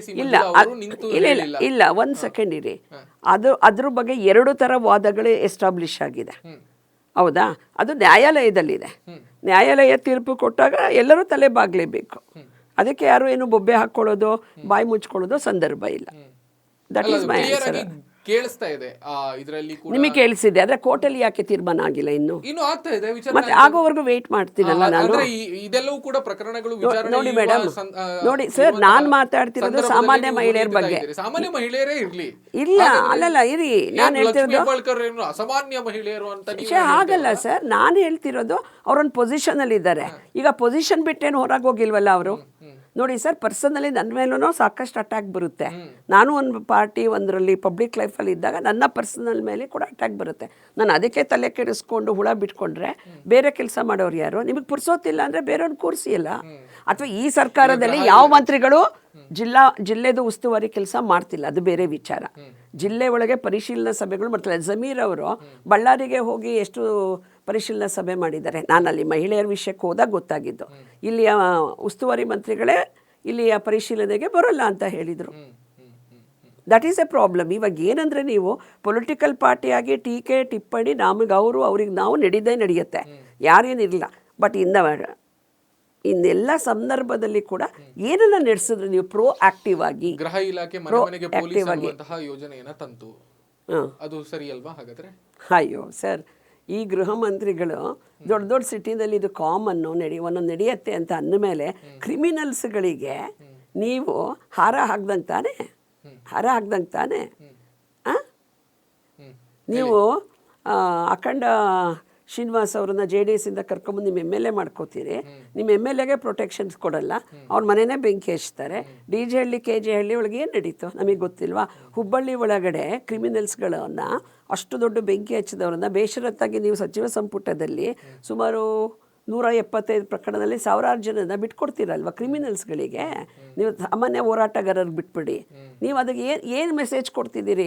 ಕ್ರಿಮಿನಲ್ಸ್ಗಳಿಗೆ ಇಲ್ಲಿ ರೆಡ್ ಕಾರ್ಪೆಟ್ ಹಾಕ್ತೀವಿ, ಪ್ರೊಟೆಕ್ಷನ್ ಕೊಡ್ತೀವಿ ಅನ್ನೋ ಮೆಸೇಜ್ ನೀವು ಹೇಳ್ಬೇಕಿಲ್ಲ ಬಾಯಿಂದ, ಅವ್ರು ತಗೋತಾರೆ. ನೀವು ಇಷ್ಟು ಜನ ರಿಲೀಸ್ ಮಾಡಿದ್ರೆ ಇದು ನಮ್ಮ ತಕರಾರು. ಅತ್ಯಾಚಾರಿಗಳನ್ನ ಬೇರೆ ಬೇರೆ ಆರೋಪಗಳು ಇರುವವರನ್ನ ನೀವು ಪಕ್ಷಕ್ಕೆ ಒಳಗೆ ಸೇರಿಸ್ಕೊಂಡು ಅಧಿಕಾರ ಹಿಡಿದಿಲ್ವಾ? ಅಥವಾ ನಿಮ್ಮ ಬೇರೆ ಬೇರೆ ಸಂಸ್ಥೆಗಳಲ್ಲಿ ಬೇರೆ ಬೇರೆ ನಿಮ್ಮ ಸರ್ಕಾರದ ಅವಧಿಯಲ್ಲಿ ಆಯೋಗಗಳಲ್ಲಿ ಯಾರು ಇಲ್ವಾ? ಹಾಗಾದ್ರೆ ನಂಗೆ ಗೊತ್ತಿಲ್ಲ ಸರ್. ಗೊತ್ತಿಲ್ಲದೇನಾ? ಇಲ್ಲ, ನಂಗೆ ಗೊತ್ತಿಲ್ಲ. ಗೊತ್ತಿಲ್ವಾ? ಇಲ್ಲ, ಗೊತ್ತಿಲ್ಲ. ನೀವು ಕಾಂಗ್ರೆಸ್ನಿಂದ ಕದ್ದವರು ಎಷ್ಟು ಜನ ಇದ್ದಾರೆ? ಅವರನ್ನ ಸೇರಿಸ್ಕೊಂಡು ನೀವು ಅಧಿಕಾರ ಮಾಡಿಲ್ವಾ? ಯಾರು? ನೀವು ನಿಮ್ಮ ಸರ್ಕಾರ ಅಧಿಕಾರ ಮಾಡಿಲ್ವಾ? ಅಲ್ಲಲ್ಲ, ಯಾರು ಯಾರು ಕೇಳಿದ್ರೆ ಈಗ ಸದನದಲ್ಲಿ ಬೇರೆ ಬೇರೆ ವಿಷಯಗಳನ್ನ ನೋಡ್ಕೊಂಡು ಆಮೇಲೆ ಅಲ್ಲಿ ಅವರ ಮೇಲೆ ದೊಡ್ಡ ಆರೋಪ ಮುಖ್ಯಮಂತ್ರಿಗಳಾಗಿ ಮಾಡ್ತೀರಿ. ನಾನು ನಿನ್ನೆ ಎತ್ತಿದಂತಹ ಪತ್ರಿಕಾಗೋಷ್ಠಿಯ ವಿಷಯಗಳೇನಿದೆ, ನಾನು ಉಲ್ಲೇಖ ಮಾಡಿರುವಂತಹ ಪತ್ರಿಕಾಗೋಷ್ಠಿ ವಿಷಯಗಳು, ಅದಕ್ಕೆ ನಾನು ಕಮಿಟೆಡ್ ಟು ಆನ್ಸರ್. ನನ್ನ ಅಲಿಗೇಷನ್ಸ್ ಏನು ಮಾಡಿದ್ದೀನಿ ಅದು ನೀವು ಮಾಡ್ಕೊಳ್ಳಿ, ನನಗೆ ಸಂಬಂಧ ಇಲ್ಲ. ಅದು ನಾನು ಅದಕ್ಕೆ ರೆಸ್ಪಾನ್ಸ್ ಮಾಡಿಲ್ಲ. ಅಬ್ಸಲ್ಯೂಟ್ಲಿ ನಾನು ನೀವು ಧ್ವನಿ ಎತ್ತಿರೋದಕ್ಕೆ ನಾನು ಅಪ್ರಿಸಿಯೇಟ್ ಮಾಡ್ತೀನಿ. ಒಬ್ಬ ಸಾಮಾನ್ಯನಾಗಿಯೂ ಕೂಡ ನಾನು ಅಪ್ರಿಸಿಯೇಟ್ ಮಾಡ್ತೀನಿ. ಆದ್ರೆ ನಿಮ್ಮ ಪಕ್ಷದಲ್ಲೇ ಒಂದು ಮಾನಸಿಕತೆ ಇದೆಯಲ್ಲ, ಈ ತರದೊಂದು ವಿಷಯಗಳಿದೆಯಲ್ಲ, ಅದಕ್ಕೆ ಯಾಕೆ ನೋ ಮಾನಸಿಕತೆ ಪಕ್ಷದಲ್ಲಿ ಅದಿರಕ್ಕೆ ಸಾಧ್ಯನೇ ಇಲ್ಲ. ಪಕ್ಷದಲ್ಲಿ ನಾಯಕರ ಮೇಲೆ ಆರೋಪಗಳು ಬಂತು, ಸಿಡಿ ಪ್ರಕರಣಗಳು ಬಂತು. ಇಲ್ಲ, ಅವಾಗೆಲ್ಲ ಆಕ್ಷನ್ ಆಗಿದೆ. ಅವಾಗ ಆಕ್ಷನ್ ನೋಡಿ, ನಿಮ್ಮ ನಾಯಕರು ಕೋರ್ಟ್ ನಲ್ಲಿ ಸ್ಟೇ ತಂದ್ರು, ಇನ್ಕ್ಲೂಡಿಂಗ್ ಸದಾನಂದ ಗೌಡ, ಇನ್ಕ್ಲೂಡಿಂಗ್ ನಿಮ್ಮ ಸಂಸದರು ಡಾಕ್ಟರ್ ಸುಧಾಕರ್. ಎಷ್ಟು ಜನ ಸ್ಟೇ ತಂದ್ರು? ಯಾಕೆ ಸ್ಟೇ ತಂದ್ರು ಹಾಗಾದ್ರೆ? ಇಲ್ಲ, ನಾನು ಹೇಳೋದು ಪಕ್ಷದೊಳಗಡೆ ಅವ್ರು ಮಾಡಿದಾರ ಅನ್ನೋದು ಆಯ್ತಲ್ಲ, ಸ್ಟೇ ತಂದಿರೋದಾಗಿ. ಪಕ್ಷದ ಒಳಗಡೆ ಇದು ಯಾವುದಕ್ಕೂ ಜಾಗ ಇಲ್ಲ ಅಂತೇಳಿ ಪಕ್ಷದ ಪರವಾಗಿ ನಿಶ್ಚಿತವಾದ ಧ್ವನಿಯಲ್ಲಿ ನಾನು ಹೇಳಬಲ್ಲೆ. ಬೇರೆಯವರ ವೈಯಕ್ತಿಕವಾಗಿ ಅವರು ಬೇರೆ ವೈಯಕ್ತಿಕವಾಗಿ ಆ ರೀತಿದಾದರೆ ಇಲ್ಲಿ ಇವತ್ತಿನ ರಾಜಕಾರಣದಲ್ಲಿ ಬೇರೆ ಬೇರೆ ಟ್ರ್ಯಾಪಿಂಗು, ಇನ್ನೊಬ್ರನ್ನ ಮುಗಿಸುವಂತಹ ಷಡ್ಯಂತ್ರಗಳ ಕಾರಣಕ್ಕಾಗಿ ಅವರವರ ಹೋರಾಟಗಳನ್ನು ಅವರು ಮಾಡ್ಕೋತಾ ಇರ್ಬೋದು. ಅದಕ್ಕೂ ಪಕ್ಷಕ್ಕೂ ಸಂಬಂಧ ಇಲ್ಲ. That is no business at all in ಪಕ್ಷ. ನಾವು ಪರಿಶುದ್ಧರು, ನಿಷ್ಕಳಂಕರು ಅಂತ ಆದ್ರೆ ಕೋರ್ಟ್ ಅಲ್ಲಿ ಸ್ಟೇ ತರುವಂತದ್ದು ಏನಿತ್ತು? ಅಲ್ಲ, ಆ ವಿಚಾರದಲ್ಲಿ ನೀವು ಅವರನ್ನ ಕರೆದು ಮಾತಾಡಬೇಕು. ಆನ್ ಬಿಹಾಫ್ ಆಫ್ ಪಕ್ಷ, on behalf of party, no comments, no business. ನನಗೆ ನೋ ಬಿಸ್ನೆಸ್. ಅಂದ್ರೆ ನಿಮ್ಮಲ್ಲಿ ಹುಡುಕಿದೆ, ನಾನು ಅದ್ರ ಬಗ್ಗೆ ಮಾತಾಡಲ್ಲ ಅಂತ ಆಯ್ತು. ನೀವು ಹೇಗೆ ಬೇಕಾದ್ರೂ ತಗೋಬಹುದು ಪತ್ರಕರ್ತರು. ಮೇಡಮ್, ಕೊನೆ ಹಂತಕ್ಕೆ ಬರೋದಾದ್ರೆ ಇಷ್ಟೆಲ್ಲ ಚರ್ಚೆಗಳೆಲ್ಲವೂ ಕೂಡ ಆಯಿತು. ನಿಮ್ಮ ಬಿಜೆಪಿಯಲ್ಲಿ ಒಂದಿಷ್ಟು ಬದಲಾವಣೆ ಆಗುತ್ತೆ ಅನ್ನುವಂಥ ಚರ್ಚೆಗಳು ಬಹಳ ದೊಡ್ಡ ಮಟ್ಟದಲ್ಲಿ ಆಗ್ತಾ ಇದೆ. ವಿಜಯೇಂದ್ರ ಅವರನ್ನ ಕೆಳಗಿಳಿಸ್ತಾರೆ, ಯಡಿಯೂರಪ್ಪ ಅವರು ಸೈಡ್ ಲೈನ್ ಆಗಿದೆ ಇವಾಗಲೇ ಅನ್ನುವಂಥ ಚರ್ಚೆಗಳೆಲ್ಲವೂ ಕೂಡ, ದೊಡ್ಡ ಒಬ್ಬ ಹಿರಿಯ ನಾಯಕರಿಗೆ ಪಟ್ಟ ಕಟ್ಟತ್ತೆ ಅನ್ನುವಂಥ ಚರ್ಚೆಗಳೆಲ್ಲವೂ ಕೂಡ ಆಗ್ತಾ ಇದೆ. ಹೈಕಮಾಂಡ್ ನಿಮ್ಮ ನಾಯಕತ್ವದ ವಿರುದ್ಧವಾಗಿ ಇದೆ ಅಂದ್ರೆ ಅಸಮಾಧಾನ ಪಟ್ಟಿದೆ, ಈ ಎಲ್ಲ ಚರ್ಚೆ. ಏನು ಹೇಳ್ತೀರಿ ಇದ್ರ ಬಗ್ಗೆ? ಇದು ಒಂದು ರೀತಿ ಏನಾಗಿದೆ, ನಿರೀಕ್ಷೆ ಖಂಡಿತ ಇಲ್ಲ ಬದಲಾವಣೆ ಬಗ್ಗೆ. ಸನ್ಮಾನ್ಯ ವಿಜೇಂದ್ರ ಅವರೇ ರಾಜ್ಯಾಧ್ಯಕ್ಷರಾಗಿ ಮುಂದುವರಿತಾರೆ. ಈಸ್ ಎ ಡೈನಮಿಕ್ ಲೀಡರ್ ಮತ್ತು ವೆರಿ ವೆರಿ ಸೆನ್ಸಿಟಿವ್. ವಿಷಯಗಳನ್ನು ಗ್ರಹಿಸೋದ್ರಲ್ಲಿ ತುಂಬ ಸೂಕ್ಷ್ಮಗ್ರಾಹಿಗಳಿದ್ದಾರೆ ಮತ್ತು ಅವ್ರ ಜೊತೆ ಕೆಲಸ ಮಾಡೋದಕ್ಕೆ ಖುಷಿ ಇದೆ ನನಗೆ. ಬಹುಶಃ ನನಗೆ 2 ವರ್ಷ ಆಗ್ತಾ ಇದೆ ಈಗ ಜವಾಬ್ದಾರಿ ಸಿಕ್ಕಿ. ಎಂದೂ ಕೂಡ ನಾನು 10-15 ನಿಮಿಷ ಕೂತ್ಕೊಂಡು ಅದು ಇದು ಅಂತ ಮಾತಾಡೋ ಸಂದರ್ಭನೇ ಬಂದಿಲ್ಲ. ಆನ್ ಒನ್ ಟೇಕ್, ಒನ್ ಸೆಂಟೆನ್ಸಲ್ಲಿ ಆ ವಿಷಯವನ್ನು ಗ್ರಹಿಸ್ತಾರೆ. ಮತ್ತು ಮಹಿಳೆಯರ ಬಗ್ಗೆ ತುಂಬ ಸೂಕ್ಷ್ಮತೆ ಇದೆ, ಗೌರವ ಕೊಡ್ತಾರೆ. ಎಲ್ಲೋ ಒಂದು ಘಟನೆ ಆಯಿತು ಮಹಿಳೆಯರಿಗೆ ಸಂಬಂಧಪಟ್ಟ ಹಾಗೆ. ಆಗ ನಮಗೆ ಆ ಜಿಲ್ಲೆ ಒಳಗಿಂದ ಒಂದು ಉತ್ತರ ಬಂತು. ಆ ಜಿಲ್ಲೆ ಒಳಗೆ ಆ ಮ್ಯಾನೇಜ್ಮೆಂಟಲ್ಲಿ ನಮ್ಮವರೇ ಇದ್ದಾರೆ ಒಬ್ಬರು, ನಾವು ಈ ವಿಷಯನ ತಗೊಳ್ಳೋದ ಹೇಗೆ ಅಂತ. ವಿಜೇಂದ್ರ ಅವರು ಇದನ್ನು ನಿರ್ದಾಕ್ಷಿಣ್ಯವಾಗಿ ತಗೋಬೇಕು, ಮುಲಾಜೆ ಇಲ್ಲ, ಇದನ್ನು ಯಾರು ಇರಲಿ, ನಮ್ಮವರಾರು ಇರಲಿ, ಯಾರಾದರೂ ಇರಲಿ ಅಂತ. ಆಗ ನನಗೆ ಇಷ್ಟು ಖುಷಿ ಆಯಿತು ಅಂದರೆ, ನಾನು ಸ್ವಲ್ಪ ಮುಲಾಜಿಲ್ಲದೆ ಬಂದಿರೋಳು, ಮಂಜುಳಂಗೆ ಯಾವುದೂ ಮುಲಾಜಿಲ್ಲ, ಕೇರ್ ಮಾಡಲ್ಲ ಅನ್ನೋದು ಒಂದು ಬ್ರ್ಯಾಂಡ್ ನನಗೆ. ಸೊ ಅವಾಗ ನಿಜವಾಗ್ಲೂ how I proud about Vijendra ಅಂತಂದರೆ ತುಂಬ ಖುಷಿ ಆಯಿತು. ಅಪ್ಪ ಸದ್ಯಪ್ಪ ಇಷ್ಟು ಕ್ಲಿಯರ್ ಕಟ್ ಇದ್ದಾರೆ ಅನ್ನೋದ್ರ ಬಗ್ಗೆ ನಂಗೆ ತುಂಬ ಖುಷಿಯಾಗಿದೆ. ಹೈಕಮಾಂಡಿಗೆ ವಿಜೇಂದ್ರ ಅವರ ಮೇಲೆ ಒಂದು ಸಣ್ಣ ಅಸಮಾಧಾನ ಇದೆ ಅನ್ನೋದಾಗಿ ಕೇಳಿ ಬರ್ತಾ ಇದೆಯಲ್ಲ. HDK ಅವರಿಗೆ ಒಂದು ಸೂಚನೆ ಕೊಟ್ಟಿದ್ದಾರಂತೆ, ನಿಮ್ಮ ಒಳಗಿರುವಂತಹ ಬಣ ಜಗಳವನ್ನ ಬಗೆಹರಿಸಬೇಕು ಅಂತ. ಹೌದಾ? ಅಂದ್ರೆ ಒಂದು ಪ್ರಾದೇಶಿಕ ಪಕ್ಷದ ಎದುರು ಹೋಗಿ ರಾಷ್ಟ್ರೀಯ ಪಕ್ಷ ತಲೆಬಾಗುವಂತ ಪರಿಸ್ಥಿತಿ ಬಂತಲ್ಲ ರಾಜ್ಯದಲ್ಲಿ. ರಾಷ್ಟ್ರದಲ್ಲೂ ಕೂಡ ನೀವು ದೊಡ್ಡ ಮಟ್ಟದಲ್ಲಿ ಸುದ್ದಿ ಮಾಡ್ತಾ ಇದ್ದೀರಿ, ರಾಜ್ಯದಲ್ಲಿ ಇಷ್ಟ್ಯಾಕೆ ಬೌದ್ಧಿಕ ಮಟ್ಟದಲ್ಲಿ ನೀವು ಕುಸಿದಿದ್ರಿ ಅಂತ. ಇಲ್ಲ, ಆ ರೀತಿ ಏನಿಲ್ಲ. ಈಗ ವಿಜೇಂದ್ರ ಅವರು ಮೈಸೂರು ಏನು ಪಾದಯಾತ್ರೆ ಆಯಿತು, ಸನ್ಮಾನ್ಯ ಮುಖ್ಯಮಂತ್ರಿಗಳು 14 ಸೈಟ್ ವಾಪಸ್ ಕೊಡಬೇಕಾಯಿತು, ಮತ್ತು ಇವರು ಇನ್ನೊಬ್ಬರು ಮಂತ್ರಿ ನಾಗೇಂದ್ರ ಅವರು ರಾಜೀನಾಮೆ ಕೊಡಬೇಕಿತ್ತು. ಆ ಥರ ಹೋರಾಟಗಳನ್ನು ಲಾಜಿಕಲ್ಲಾಗಿ ನಾವು ತೆಗೆದುಕೊಂಡು ಹೋಗಿದ್ದೀವಿ. ಒಂದು ಏನಿದೆ ಅಂತಂದರೆ, ಈಗ ಪಕ್ಷ ತುಂಬ ಬೆಳೆದಿದೆ, ಹಾಗಾಗಿ ಒಂದಷ್ಟು ಅಪೇಕ್ಷೆಗಳು ನಿರೀಕ್ಷೆಗಳು ಇದ್ದೇ ಇರುತ್ತೆ. ಇವತ್ತು ಬಹಳ ದೊಡ್ಡ ಪಾಪ್ಯುಲೇಟೆಡ್ ಟ್ರೈನ್ಡ್ ಕಾರ್ಯಕರ್ತರ ಸಂಖ್ಯೆನೂ ತುಂಬ ಇದೆ. ನಾವು ಹಾಗಾಗಿ ಅವ್ರನ್ನೆಲ್ಲ ಅಕಾಮಡೇಟ್ ಮಾಡೋದಕ್ಕೆ ಇನ್ನೂ ಹೆಚ್ಚು ಪೋಸ್ಟ್ಗಳನ್ನು ಕ್ರಿಯೇಟ್ ಮಾಡೋದೇ ಸೊಲ್ಯೂಷನ್ನು ಅನ್ನುವಂಥದ್ದು ನಮ್ಗೆ ಎಷ್ಟೋ ಸಲ ಅನಿಸುತ್ತೆ. ತುಂಬ ಎಕ್ಸ್ಪೀರಿಯನ್ಸ್ಡ್ ಕಾರ್ಯಕರ್ತರಿದ್ದಾರೆ. ನಾವು ಇವಾಗ ಪಕ್ಷ ಸ್ಟಾರ್ಟ್ ಮಾಡಿದಾಗ ಅಥವಾ ಮಧ್ಯದಲ್ಲೇನೋ ಒಂದು 6 ಪೋಸ್ಟ್ಗಳನ್ನು ಮಾತ್ರ ಆಫೀಸ್ ಬೇರರ್ಸ್ಗೆ ಇಟ್ಟಿದ್ದೀವಿ. ಇನ್ನೂ ಹೆಚ್ಚು ಜನರಿಗೆ ನಾವು ಅಕಾಮಡೇಟ್ ಮಾಡಬೇಕು. ಹಾಗಾದ್ರೆ ಬದಲಾವಣೆ ಆಗಲ್ಲ? ಖಂಡಿತ ಇಲ್ಲ. ವಿಜೇಂದ್ರ ಅವರೇ ಮುಂದುವರಿತಾರೆ. ವಿಜೇಂದ್ರ ಅವರೇ ಮುಂದುವರಿತಾರೆ, ನಿಶ್ಚಿತವಾಗಿ ಅವರೇ ಮುಂದುವರಿತಾರೆ. ಅವ್ರ ನಾಯಕತ್ವದಲ್ಲೇ ನಾವು ಮುಂದೆ ಹೋಗ್ತೀವಿ. ಮತ್ತು ಇವತ್ತು ನಿಮಗೆ ಗೊತ್ತಿರಬೇಕು, ಅವ್ರದ್ದು ಹುಟ್ಟಿದಬ್ಬ ಇತ್ತು. ಇಡೀ ರಾಜ್ಯದಿಂದ ಕಾರ್ಯಕರ್ತರು ಇಲ್ಲಿ ಬರೋಕ್ಕೆ ಲೈನಪ್ ಮಾಡ್ಕೊಂಡ್ಬಿಟ್ಟಿದ್ರು. ಆದರೆ ಅವರು ರೈತರ ಹೋರಾಟಕ್ಕೋಸ್ಕರ ಬೆಳಗಾವಿಗೆ ಹೋಗಿ ಅಹೋರಾತ್ರಿ 2 ದಿನ ಇದ್ದು ಅವ್ರಿಗೆ ಬೆಂಬಲವಾಗಿ ನಿಂತು ಇವತ್ತು ತಮ್ಮ ಹುಟ್ಟುದಬ್ಬನ್ನು ಪರ್ಸ್ನಲ್ ನೆನಪಿಸ್ಕೊಳ್ಳದೆ ಅಲ್ಲಿದ್ದರು. ಹಾಗೆಯೇ ಶಿವಮೊಗ್ಗದಲ್ಲಿ ನಮ್ಮದು ಸಂಘರ್ಷ ಯಾತ್ರೆಗಳು ನಡೀತಿತ್ತು. ಶಿವಮೊಗ್ಗ ಜಿಲ್ಲೆ ಒಳಗೆ ಒಂದು ಸಭೆ ಶುರುವಾಯಿತು ಗೋಪಿ ಸರ್ಕಲಲ್ಲಿ. ಎಷ್ಟು ಅಸಾಧ್ಯವಾದ ಮಳೆ ಬಂತು ಅಂದರೆ ನಾವು ಯಾರೂ ಸ್ಟೇಜ್ ಮೇಲೆ ಕುತ್ಕೊಳ್ಳೋಕ್ಕಾಗದೆ ಇಳಿಬೇಕಾಯ್ತು. ಆದರೆ ವಿಜೇಂದ್ರ ಅವ್ರ ಭಾಷಣ ಶುರುವಾಗಿತ್ತು, ಛತ್ರಿ ತಗೊಳಕ್ಕೆ ಹಿಡಿಯಕ್ಕೆ ಬಂದರು.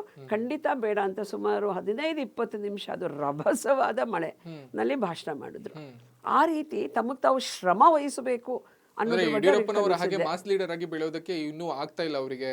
ಅಷ್ಟು ಓಡಾಟ ಹೆಂಗಿದ್ದಾರೆ ಯಡಿಯೂರಪ್ಪ ತಂದೆಯವರು ಈ ವಯಸ್ಸಿನಲ್ಲೂ ಕೂಡ ಓಡಾಡ್ತಾರೆ, ಆದ್ರೆ ಮಗ ಅಷ್ಟು ಮಾಡ್ತಾ ಇಲ್ಲ ಅನ್ನೋದು ನಿಮ್ಮ ಒಳಗೆ ಇರುವಂತಹ ನಾಯಕರ ಮಾತುಗಳು. ಇದು ಏನಾಗುತ್ತೆ ಗೊತ್ತಾ, ಸಹಜವಾಗಿ ಈಗ ಯಡಿಯೂರಪ್ಪಾಜಿಯವರು ಕೂಡ ಆ ಜಾಗಕ್ಕೆ ಬರೋಕೆ 25-30 ವರ್ಷ ಶ್ರಮ ಹಾಕಿ. ಬಟ್ ಅವರ ಆರಂಭದ ಜೀವನವನ್ನ ನೀವು ನೋಡಿದ್ದೀರಿ ಅಂತ ಅನ್ಸುತ್ತೆ. ಅವ್ರು ಎಷ್ಟು ಆಕ್ಟಿವ್ ಆಗಿದ್ರು, ಎಷ್ಟು ಕೆಲಸ ಮಾಡಿದ್ರು ಪಕ್ಷ ಕಟ್ಟೋದಕ್ಕೋಸ್ಕರ ಆಗಿ ಅಂತ.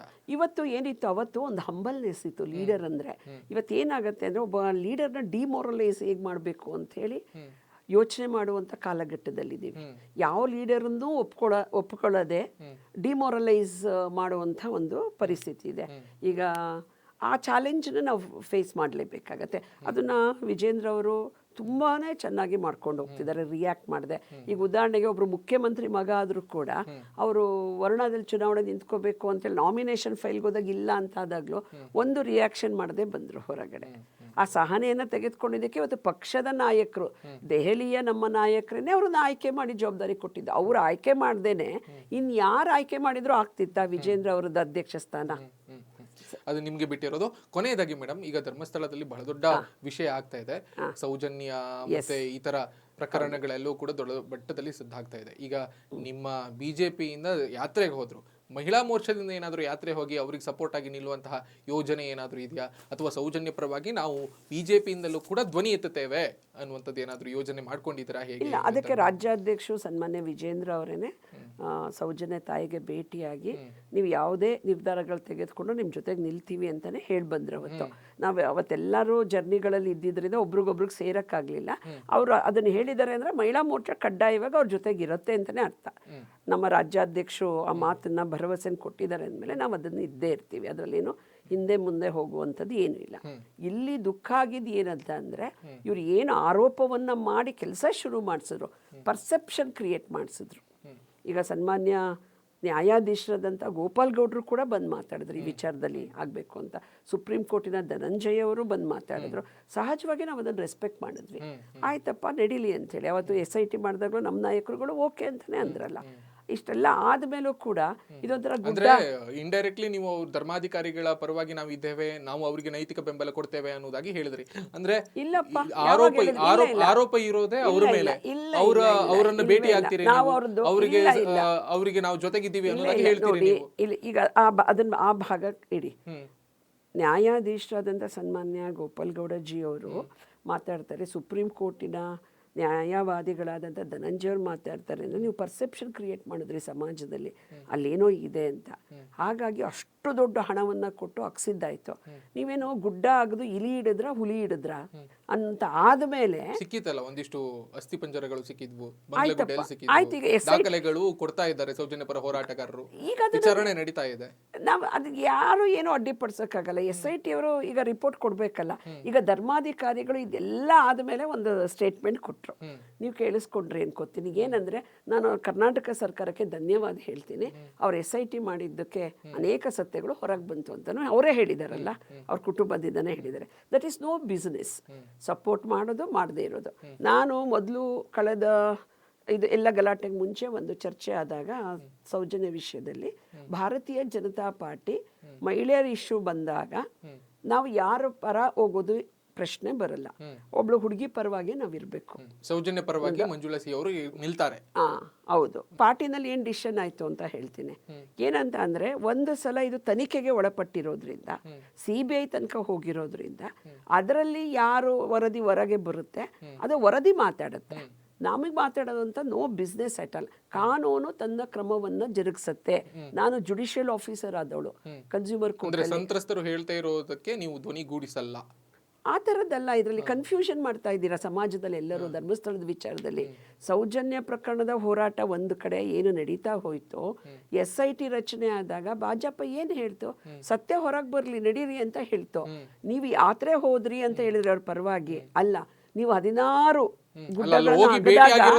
ಹಾಗೆ ಕಾಣಿಸ್ತು ಅಂತ ಅಲ್ಲ, ಬಂದೆ 16 ಗುಡ್ಡಗಳನ್ನ ತೆಗೆಸ್ಕೊಂಡ್ರಿ, ಅವ್ರ ಕಾಲಿಗೆ ಬಿದ್ರಿ, ನಮಸ್ಕಾರ ಮಾಡಿದ್ರಿ, ಎಲ್ಲದೂ ಮಾಡಿದ್ರಿ ಅಂತ. 16 ಗುಡ್ಡಗಳನ್ನ ನೀವು ಅಗೆದಾಗ, ಗುಡ್ಡ ಅಲ್ಲ ಪ್ಲೇಸ್ ಆಯ್ತು, ಯಾವ್ದು ಜಾಗ ಇದೆ ಅಲ್ಲಿ ನೀವು ತೆಗೆದಾಗ ಏನೂ ಸಿಕ್ಕಿಲ್ಲ ಅಂದಾಗ ಸಮಾಜಕ್ಕೆ ಏನು ಸಂದೇಶ ಹೋಯ್ತು ಅನ್ನೋದು ಒಂದು ನೋಡಿ. ನಾನು ನಿಮಗೊಂದು ಹೇಳ್ತೀನಿ, ನೀವು ಹೈ ಪ್ರೊಫೈಲ್ ಕೇಸ್ಗಳಲ್ಲಿ ದೊಡ್ಡ ದೊಡ್ಡ ಇಲಾಖೆಗಳು ಜನನೇ ಬಂದು ತಂಡ ಮಾಡಿದ್ದಾರೆ, ತನಿಖೆ ಮಾಡಿದ್ದಾರೆ. ಹೈ ಪ್ರೊಫೈಲ್ ಕೇಸ್ಗಳು ಕೂಡ ಮುಖ್ಯ ಅನ್ನೋದು ಅದಕ್ಕೆ ಇದರಲ್ಲಿ ಯಾರೋ ಧ್ವನಿ ಎತ್ತೋದ್ರಿಂದ ಎತ್ತದೇ ಇರೋದ್ರಿಂದ ಸತ್ಯ ಮುಚ್ಚಾಕಕ್ಕೂ ಆಗಲ್ಲ, ಸತ್ಯ ಮುಚ್ಚಾಕಕ್ಕಾಗಲ್ಲ. ಹೌದಾ? ಕಾನೂನಿನ ಚೌಕಟ್ಟಿನಲ್ಲಿ ಎಲ್ಲರೂ ಬರ್ತಾರೆ, ಅದಕ್ಕೆ ಅವರು ಒಳಪಡ್ತಾರೆ. ನೀವು ಇಲ್ಲಿ ತನಕ ಹೇಳ್ತಾ ಇದ್ದಂಥ ಅನೇಕ ಘಟನೆಗಳು ಅದಕ್ಕೆ ಒಳಪಟ್ಟಿದೆ.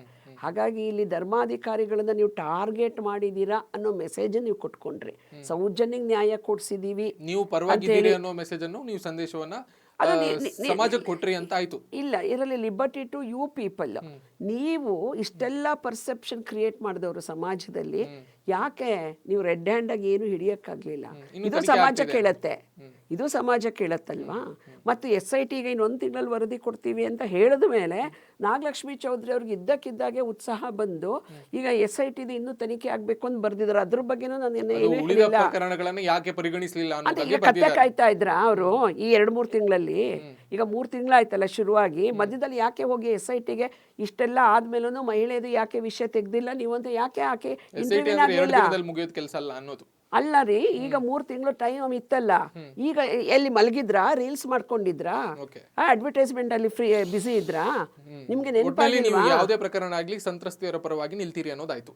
ಪ್ರಶ್ನೆನೇ ಇಲ್ಲ ರೀ, ಪ್ರಶ್ನೆನೇ ಇಲ್ಲ. ಅದಕ್ಕೆ ನಾನು ಹೇಳಿದ್ದು, ಲಕ್ಷ್ಮೀ ಹೆಬ್ಬಾಳ್ಕರ್ ಅವ್ರು ಇರಲಿ, ನಾಗಲಕ್ಷ್ಮಿ ಚೌಧರಿ ಅವರು ಇರಲಿ, ದಿನೇಶ್ ಗುಂಡೂರಾವ್ ಅವರು ಆರೋಗ್ಯ ಮಂತ್ರಿಗಳಿದ್ದಾರೆ, ಮಹಿಳೆಯರೇ ಹೆಚ್ಚದರಲ್ಲಿ ಬರ್ತಾರೆ, ಅಥವಾ ಗೃಹ ಮಂತ್ರಿಗಳಿರಲಿ, ಬೆಂಗಳೂರನ್ನ ಬ್ರ್ಯಾಂಡ್ ಮಾಡ್ತೀನಿ ಅಂತ ಹೇಳಿರುವಂಥ DK ಶಿವಕುಮಾರ್ ಅವರು ಇರಲಿ, ಅವ್ರು ಲಾ ಅಂಡ್ ಆರ್ಡರ್ನೇ ಮೇಂಟೈನ್ ಮಾಡಿದೆ. ಯಾವ ಬ್ರ್ಯಾಂಡ್ ಮಾಡ್ತೀರಾ ನೀವು? ಇಂಟರ್ನ್ಯಾಷನಲ್ ಹಬ್ಬನ್ನ ಕರ್ನಾಟಕದಲ್ಲಿ IT-BT ಮಿನಿಸ್ಟ್ರು ಗುಲ್ಬರ್ಗದಲ್ಲಿ ಕೂತ್ಕೊಂಡು ಬ್ಯಾಡ್ದಿದ್ದ ವಿಷಯ ಎಲ್ಲ ಮಾತಾಡ್ತಾರಲ್ಲ.